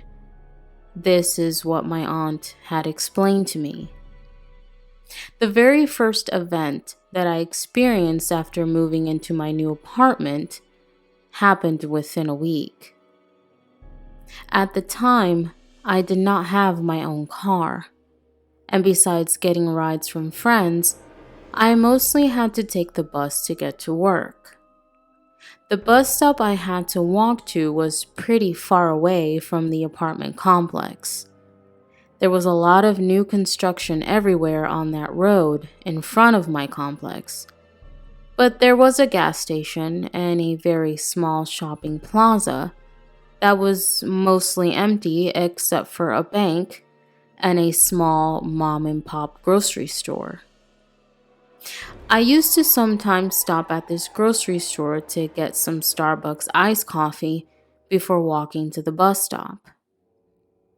One very early morning, I want to say maybe around 5:30 a.m., I was walking to the bus stop, and I know this is bad for a girl to do walking alone. I had my earbuds in and was just walking along, not really paying attention to my surroundings. Suddenly, I got a very cold chill up and down my spine, and I got the distinct feeling someone was walking behind me. I turned around and obviously no one was there. I got a little nervous and I left one of my earbuds out just to keep myself a little more alert. I continued walking and was almost getting to the shopping plaza when all of a sudden I hear running footsteps behind me. I turned around and continued hearing the footsteps. As I'm frozen in fear, I could not move any further. I then hear something rustle in the bushes next to the sidewalk, very close to me, and the footsteps stop. I caught my breath, and for some reason, the energy I was feeling was not a positive one. So I decided to literally sprint to the little grocery store in the plaza. I managed to calm myself down long enough to walk over and buy what I needed. Then I realized I had at least another 7 to 8 minute walk to get to the bus stop. As I near the door to leave the store, in the parking lot, I see as clear as day a figure of a man that seemed like he was standing in his own fog. I honestly could not tell any of his features, but as soon as he seemed to realize I saw him, he completely vanished. I looked around me to see if maybe anyone else had seen it, but it was 5:50 a.m. at this point, and no one was in the store with me except for the person at the register. I gathered my courage and forced myself to walk to the bus stop. As I'm waiting for the bus to arrive, I again start to feel a shiver, and my heartbeat quickened. I got up from the bench where I was waiting and started to look around, but I could not see anything. Then, I swear as I breathe, I heard directly in my ear the voice of a man say, "I'm sorry." As I'm typing this, I literally have chills just remembering the sound of his voice. I instantly knew it was the figure I had seen in the parking lot. I stood there so freaked out, almost in tears, and the bus finally came to my stop to get me. After this happened to me, I paid my friend to drive me to work for the next 2 months. Thanks so much for reading. I have other weird stuff that has happened to me, so I will continue to share more.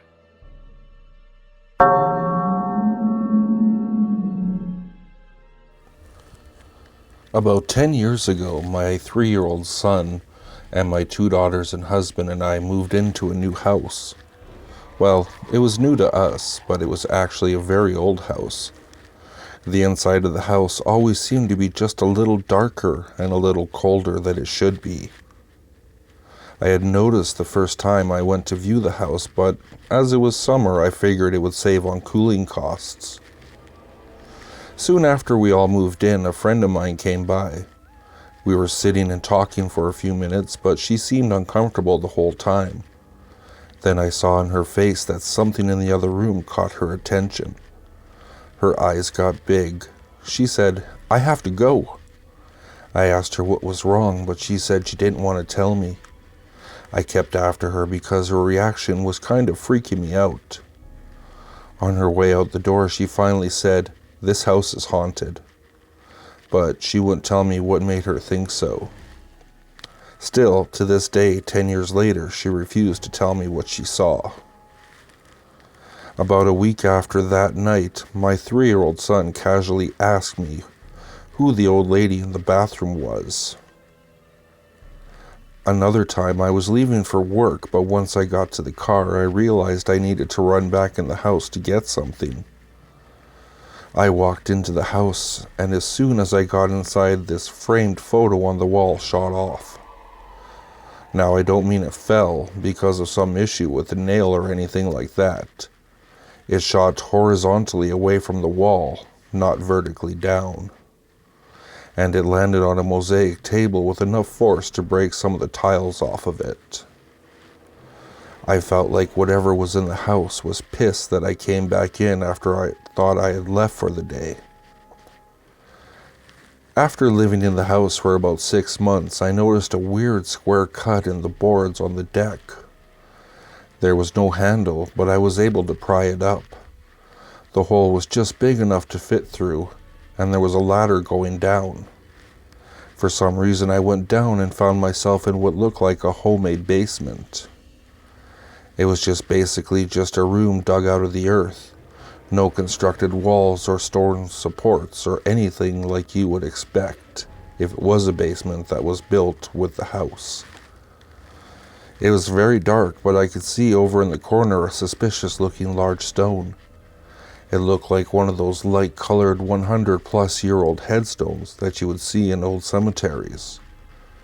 Just then, some camel crickets started jumping at me, so I got my ass out of that basement as fast as I could and never went back. Now this is the part that affected me most and the reason we left the house. One night I was in bed, but not yet asleep, laying on my stomach. I heard someone walk into the room. I heard footsteps come from the doorway over to my bed. I didn't realize until later that the fact that I heard the footsteps was weird, because the room was carpeted. When the footsteps reached my bed, I felt someone put their hands on my back. 2 hands just gently laid flat on my back and kept there. I assumed it was my son. I said, "What are you doing?" But no one answered. I looked up and no one was there. I got up and checked my son's bedroom, but he was in bed asleep. We moved out soon after that.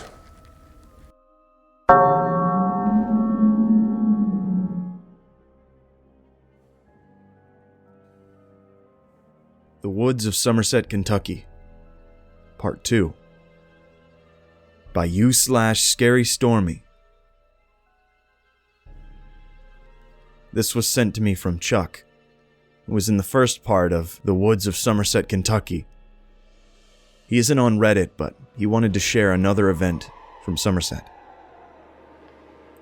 Hey guys, Chuck here from the story told by Scary Stormy, called The Woods of Somerset, Kentucky.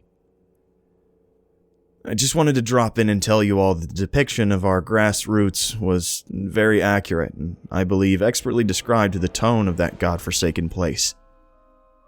While it is unfortunate that in our ages since adolescence we've all moved to our respective nooks of the country, I find solace in listening to the stories of past adventures.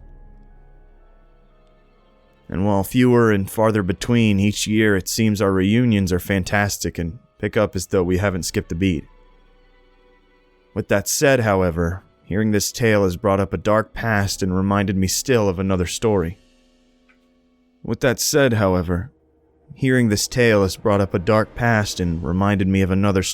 happened at our local hangout, Mark's house. A story that still sits with me to this day. The day I saw Mark. Except, not really. Another Mark. One I truly hope to never see again. So if you'd be so kind as to listen to my little story of days long past and better forgotten. And thanks again, story, for the fantastic nightmares I'm sure to endure. I give you the tale of the other Mark. It was a cold night in the dead of fall. We had gone over to Mark's house as we typically would. Me, Brendan, and our friend Sean. We were doing the normal gaming until dawn routine, hyped up on our Red Bulls and whatever snacks we could harvest from the pantry. Somewhere in between the hours, long sessions of kicking each other's asses at Soul Calibur for the 4th weekend in a row, I heard my phone go off from across the room. The faint buzz slightly catching my attention, just enough to snap me out of the game and read the text I would regret. See, I had quite a few family issues, and tonight, while I was away, I received notice that something had happened and I would be moving again. Custody battles are quite rough after all, at the age where you feel like you're an adult but still have so much to learn. I immediately was put into a very bad mood. I tried to get back into the game, but with so much going on inside my head, I knew I needed to get some fresh air. Now, as Stormy put it, we were definitely horror aficionados back in the day, and still am to this day. Being an angsty little emo middle schooler, I had no qualms with being outside alone no matter how dark it was. In some ways, it was comforting. I began to stand there, taking in the brisk night air. I decided at that moment I was done with my family. They never understood me anyway. It would be better if I just disappear. Stepping back inside to get my shoes, I saw Brennan and Sean waiting patiently for me to return. I informed them that I would be leaving. I didn't know where I was going, and I didn't really care either. I planned to walk somewhere far, far away. Checking the clock before I slid back out the door, I noticed that it was midnight. I took the gravel driveway heading to the main road on foot. I could hear my friends shouting for Mark as I stepped off the front porch amongst them, shuffling to get their shoes on to pursue me. I quickened my pace. I didn't want to be convinced to stay. Mark had something on the stove and had to shut off the burner, informing his sisters to watch it and he'd be right back. I'd made some decent space between myself and Brennan and Sean, Mark even further behind.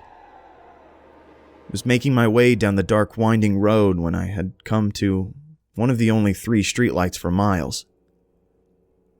Nestled right in a large bend in the road where I heard rustling from the bushes. Assuming it was a deer, as many of them tend to roam the roads freely at night, I tried not to pay it any attention. And that's when I saw it. 2 arms reached out and pulled their way into my view. It was Mark. It's somehow been the first one to catch up to me. Confused, I asked, "Mark, how the hell did you get here so fast?" And that's when I realized he wasn't wearing his glasses.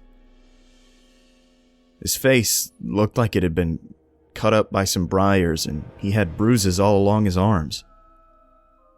I called out to him, asking if he was okay, and he just looked at me squinting. Standing under the fluorescent glow of the only light source, he spoke to me. The voice that came out sounded like Mark, but also like another person was speaking right at the same time. He had a wheeze every few words, and that's when my blood ran cold. He said to me, "Chuck, I need your help. Come quick." I was so put off I could hardly comprehend what it was that was going on. I was almost incapable of moving. I then heard the thing say, "Just back here. I need to show you something." I let out a hesitated, "Yeah, I'll be right there." I saw him begin to slink back into the bushes where he had emerged from.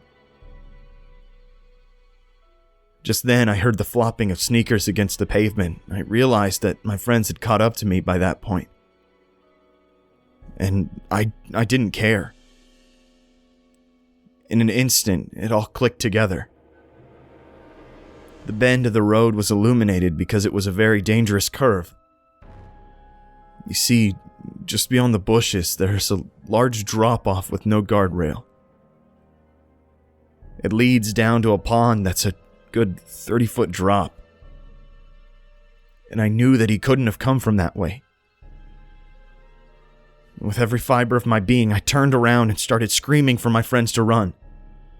They were confused, but they listened, and we all booked it back to the house. As we were sprinting for our sanctuary, we ran into Mark on the way. And upon reaching the front porch, I had so much weight lifted from my shoulders. My friends all gathering around me, asking what happened, what I saw. I told them. I saw Mark, but not really. Another Mark. None of them had been close enough to see the figure that had shaken me to my core.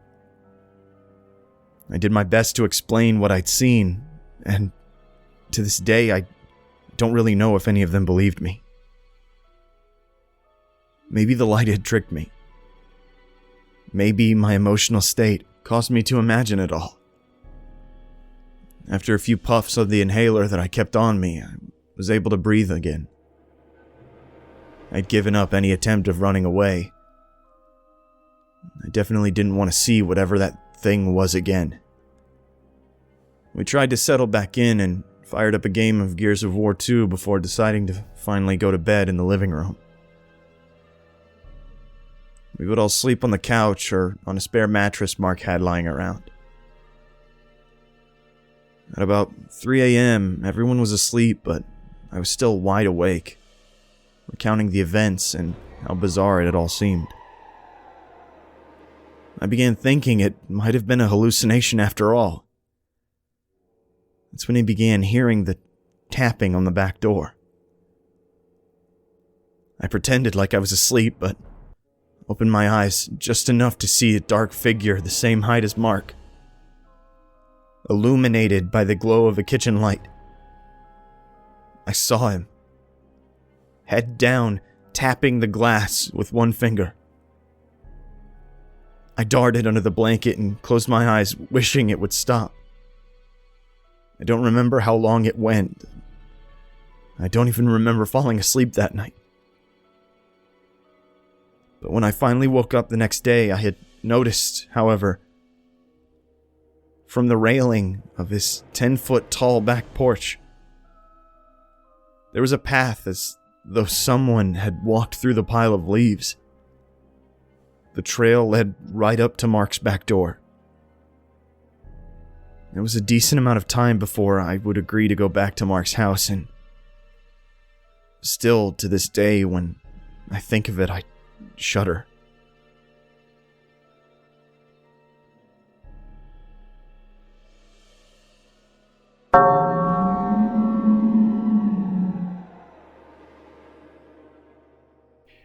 I grew up in a Pentecostal church, so I was not unfamiliar with spiritual talk, especially the Holy Spirit.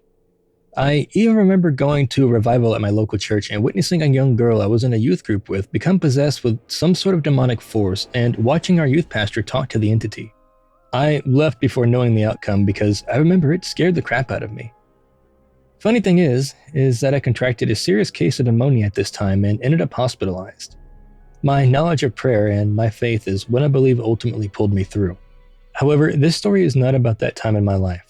I only brought it up to explain my previous experiences with spiritual forces and/or entities. No, this story is about the time my brother purchased a set of samurai swords from someone and somehow they ended up being stored in my room.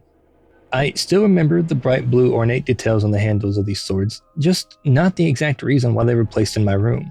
It was most likely for storage purposes, but the details still escape me. From the moment these swords were placed in my room, I had begun having sleeping issues. Now, this wasn't uncommon for me, for the most part. I mean, I can't complain about my sleeping situation because occasionally, due to my neuromuscular condition, I would have restless nights or some pain, so this wasn't something that necessarily alarmed me. However, it went on for a while, and I continued to wake up often in the middle of the night. Things got a lot more unusual from there. I remember waking up suddenly in the night from what felt like something grabbing my feet.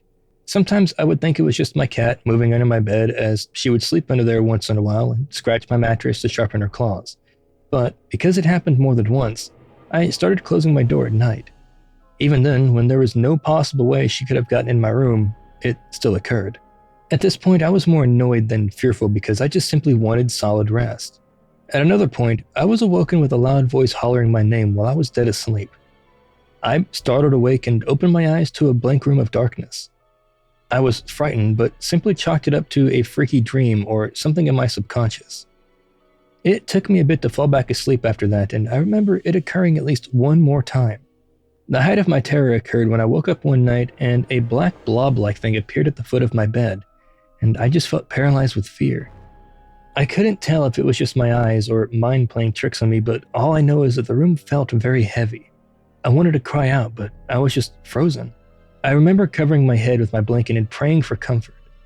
Prayer has always been a big comfort in my life, so I gravitated towards it in times of distress or as per my church background. Even so, I could feel the weight of the atmosphere press down against me, as if this thing, whatever it was right against the surface of my blanket. All I remember was praying fervently until I fell back asleep. Whenever it was, it felt evil. Over the course of the next few weeks, I would either see the black figure at the end of my bed or above me near the ceiling while lying down.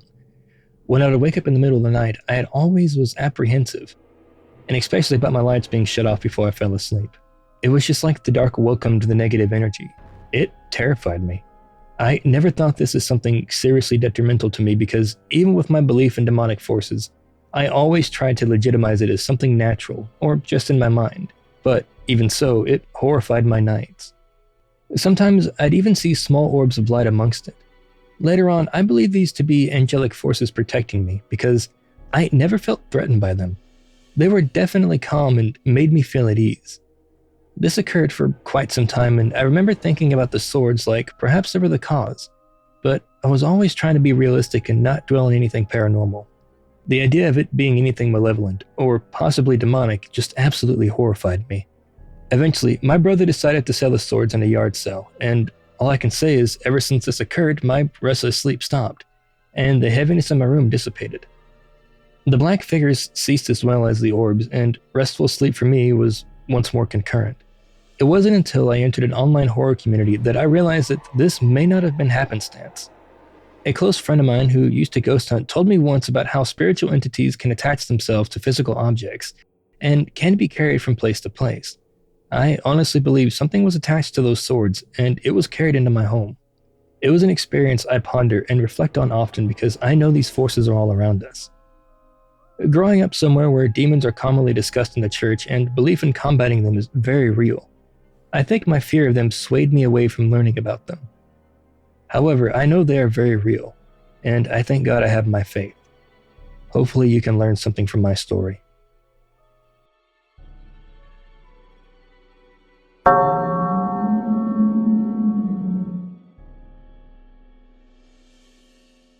I work in the construction trade. I'm quite used to moving from place to place, going where the work is. When I'm called into a job, I'm usually there until late night. This happened when I was pretty new to the job. I was deep in the countryside, working in a downstairs bathroom of a new building. I was doing my usual thing, but it was different this time, as I was working until midnight. Usually in residential areas, we have to stop work around 8 due to the noise. But I was up in the mountains and in the countryside. I didn't see any other houses nearby either. I figured if I worked late that night, I could take the next day off. So I called my boss and got the authorization. I was working with another guy, but around 10 PM he said he wanted to go home as he had plans. At this point in my training, I was confident enough in my ability to work alone to finish the job. Usually I would leave when he did, but I really wanted that day off, and the overtime pay sweetened the deal. After my co-worker left, I guess I worked for about another hour before I could do no more. I was putting the finishing touches on a bathroom mirror. I took a step back and looked at my handiwork. The mirror looked great. I was relaxing, looking at the scenery out of the bathroom window. I could see over my shoulder in the reflection of the mirror. I was pleased that the day's work had finished. Then, in the mirror, I saw a woman stood outside. Late at night, deep in the mountains, with no one around, possibly for miles. Why would there be someone out there? I tried my best to ignore it, but it really frightened me. I quickly started packing up my things and closed the window. I couldn't help it. I looked again, just to check. I wasn't seeing things. Now the silhouette of the woman was right in front of the window, much closer than before. I ran for it. To the car in a mad panic, I started the engine and got the hell out of there. On the drive home, I had time to calm down, but I couldn't think of a logical reason why that woman was there in the dead of night. Then I realized something. When we finish our installation of bathtubs, showers, etc., we must provide a sticker and documentation of my company's guarantee. Basically, if we don't do this, we can get into big trouble. It's usually the last thing we do, but I forgot about it. I really didn't want to have to go back on my day off. Plus, I knew it would be on my mind all night if I didn't finish the job properly. So, I decided to go back, even though I was quite terrified. When I got back to the house, I parked the car, sighed, then ran to the back of the car and opened the trunk. I grabbed all my documents and things I needed to leave with the customer and headed towards the house. I fumbled to put my keys in the door, My cell phone started ringing. It scared the living daylights out of me. The call was from a friend of mine who was into the occult. You know, fortune-telling and spirit communication. Kind of like a medium. Just the person I wanted to speak to in this situation, to be honest. I composed myself and answered his call.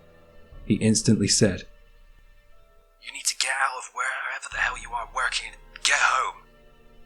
I didn't ask a single question. I just dashed back to the car and went to start the engine. But it wouldn't start. Sweat was dripping down my forehead as I kept trying to start my car. Then suddenly, it came spluttering to life. Relieved, I flicked the headlights on. There, a few feet away from my car, stood a very tall and thin woman in a white one-piece dress. I slammed my car into reverse and headed back to my hometown as fast as I could. That thing wasn't human. A few days later, I told my senior colleague about what had happened, fully expecting him to laugh at my expense. He looked stony-faced and proceeded to tell me his own experience. He was working on another property at the base of the same mountain where I had my experience. He saw a woman's face in the mirror. Later that day, a colleague said he couldn't work the night shift and gave a very weak excuse why. He guessed he had probably seen something too. When I asked my occult buddy about it, he said he had done some research on the area. And apparently, at the foot of the mountain, once stood a house which took part in a family sacrifice. Something was still there. Until that point, I had never believed in ghosts, and I had always wondered if people were faking stories just to get on TV. I believe now. I just don't ever want to see anything like that again.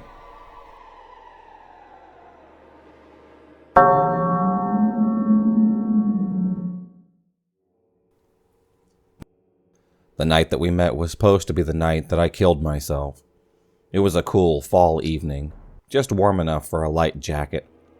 I was at a horse sale that I went to every month. Per usual, my friend and I checked out the tack lots and horses that were up for auction.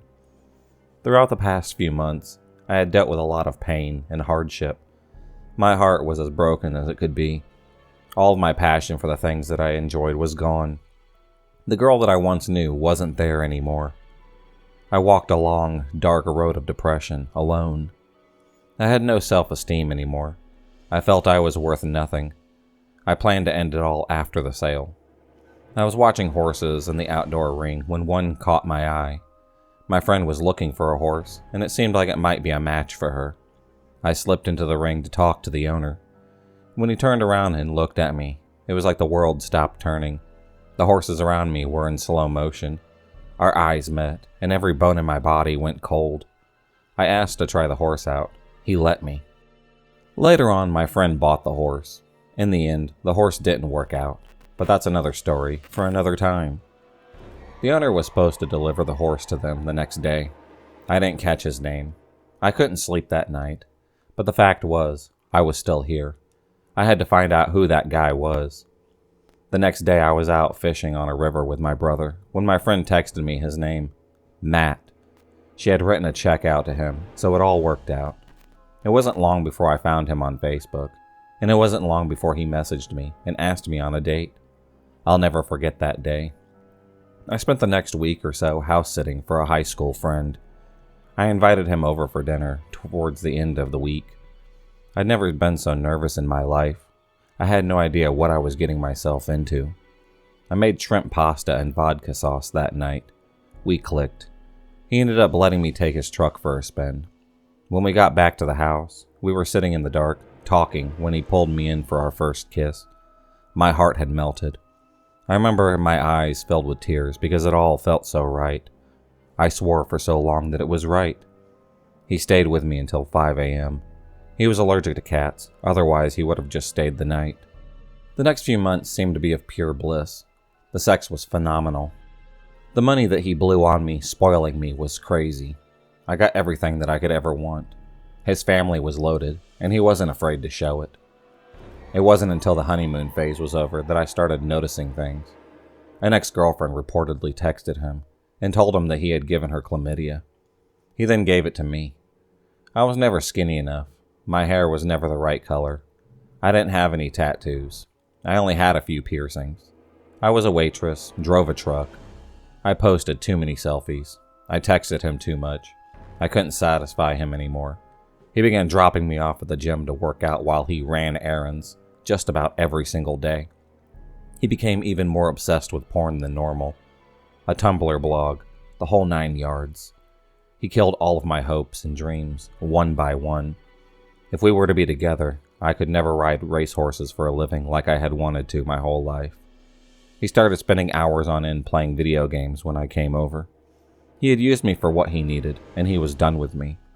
He taught himself how to build computers. He started building guns in the basement, and fabricating and 3D printing some of his own parts for them. That should have been a red flag. About a month went by of him ignoring me, him telling me that I wasn't enough, and showing me pictures and videos of girls that he actually wanted. He told me that my family hated me. Everyone hated me. I became depressed once again. I started working more and more hours just to keep myself from thinking. One night I had finally had a mental breakdown. I told him about the night that we met, what I was supposed to have done that night, how he had saved me, and how much I loved him. His answer? He left me. The next morning he woke up and texted me saying that he had no feelings for me and I could come get my things. My world had fallen apart. I lost 25 pounds. I didn't eat for weeks. My parents became very concerned and didn't let me close my door. My dad got me a job riding racehorses. It started to look up. About a month later, I landed myself in the ICU with a severe concussion. When I woke up, I thought Matt and I were still together. I got on my phone to tell him that I was hurt when I saw the messages from the breakup. I fell apart again. A whole year had passed. I remained single. Matt had a few girlfriends. Somehow, I managed to keep myself together. At least it looked like that. I worked myself to death, bought a new car, and moved out at 20. I worked 2 jobs and about 75 hours a week. I kept myself pretty busy. I had my own Adderall, alcohol, weed cocktail that kept myself afloat. I'll be the first to admit that the drinking did start to get a bit out of hand. I was at my parents' visiting when I got a friend request from Matt on Facebook. I must have refreshed the page 10 times. I couldn't believe what I was seeing. Despite my better interest, I had accepted it. He messaged me a little while later. He had made it through the police department and was now a county sheriff. He gave me a pretty lame apology, but I somehow accepted it.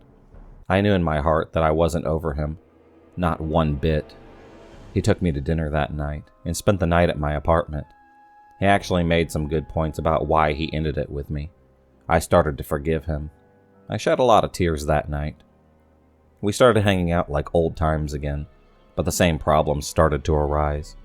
Once again, I wasn't good enough for him. But there was something different about him this time.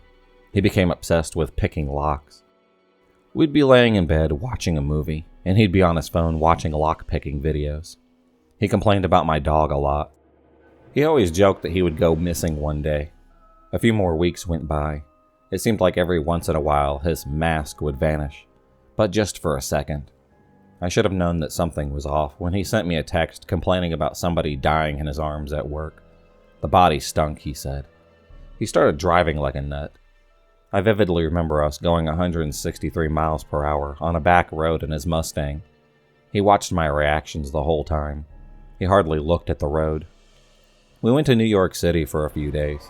He took a gun into one of the World Trade Centers and got us kicked out. We got into a fight over the phone one night because he called me an explicit name. The next day, we met up to talk. During my drive to the meeting place, I was overwhelmed with a feeling of dread.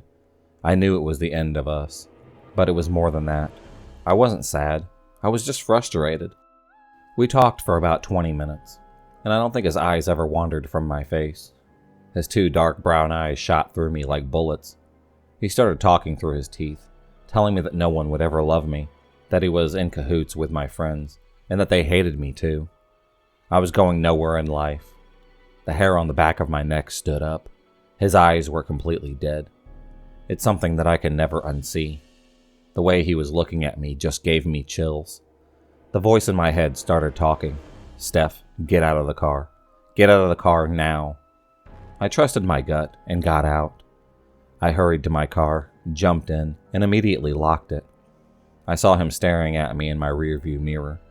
I drove straight to my parents' house, bawling. They were terrified. The next day, my boss told me that Matt had apparently been driving back and forth past my work, going outrageous speeds, almost like he was showing off. But the fact was, he lived almost an hour from there and had no reason to be there. I reported him to his precinct, who said that they could take care of it. I didn't hear from Matt for a very long time. I started to move on and feel like I was myself again. Finally, I started dating my current boyfriend. For the record, he is the best and most loving man that I've ever met in my life. Matt drunk texted me one night. I told him to just leave me alone. I had since moved an hour away since we broke up. I had started to feel safe yet again. One night my boyfriend was on his way over when he called to tell me that somebody had been tailgating him for 30 minutes. It was Matt. He made it almost to my house before he finally turned off. I have seen him a few times since, but thankfully he has kept his distance. He's now a Department of Transportation cop, and how funny it is that my now fiance drives a tractor trailer.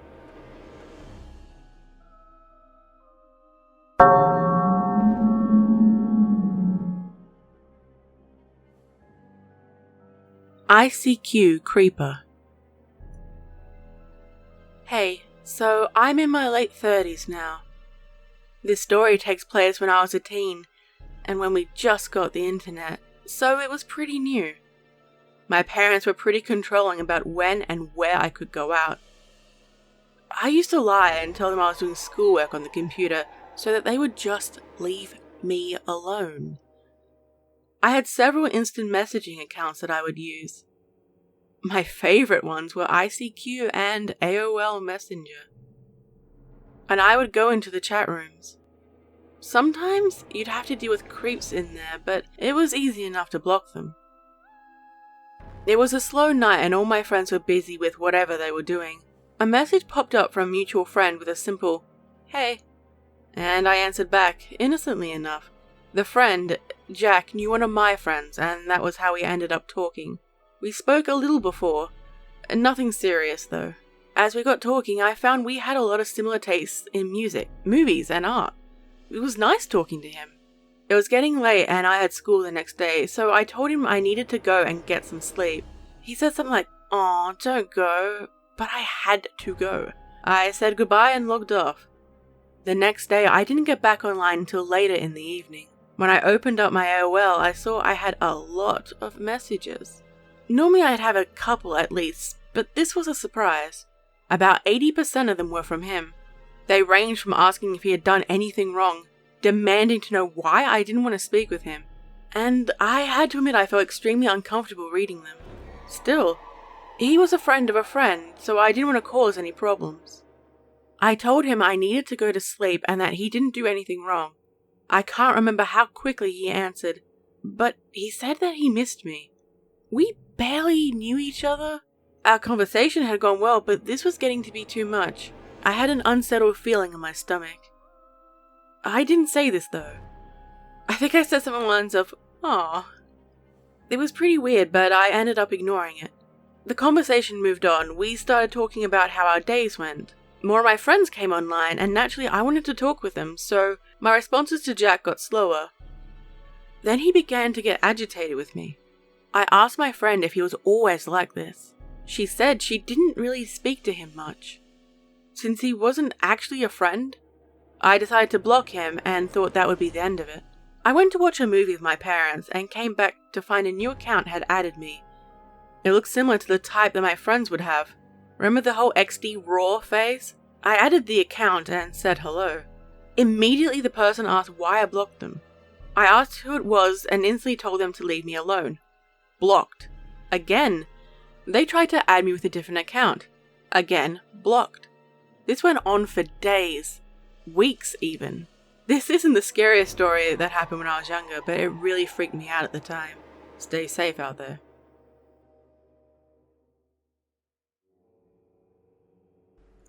Hello everyone, it's your creepy sister here. Thank you so much for watching the video. I really appreciate each and every one of you. I would also like to thank my following patrons: Fire05, Gabriel, Maskino, Ralph, Lori, and Jake. Thank you very, very much. I really appreciate it. If you want to support the channel further, you can be a patron too. But remember, it's appreciated, but never a requirement. I would also like to announce that we have merch now. The link is in the description of the video, along with all my other social media links, like my Discord server, Twitter, Instagram, and others. You can connect with me and send your stories there. And don't forget to like and subscribe if you haven't yet, and comments are highly appreciated. And remember, your fear feeds me.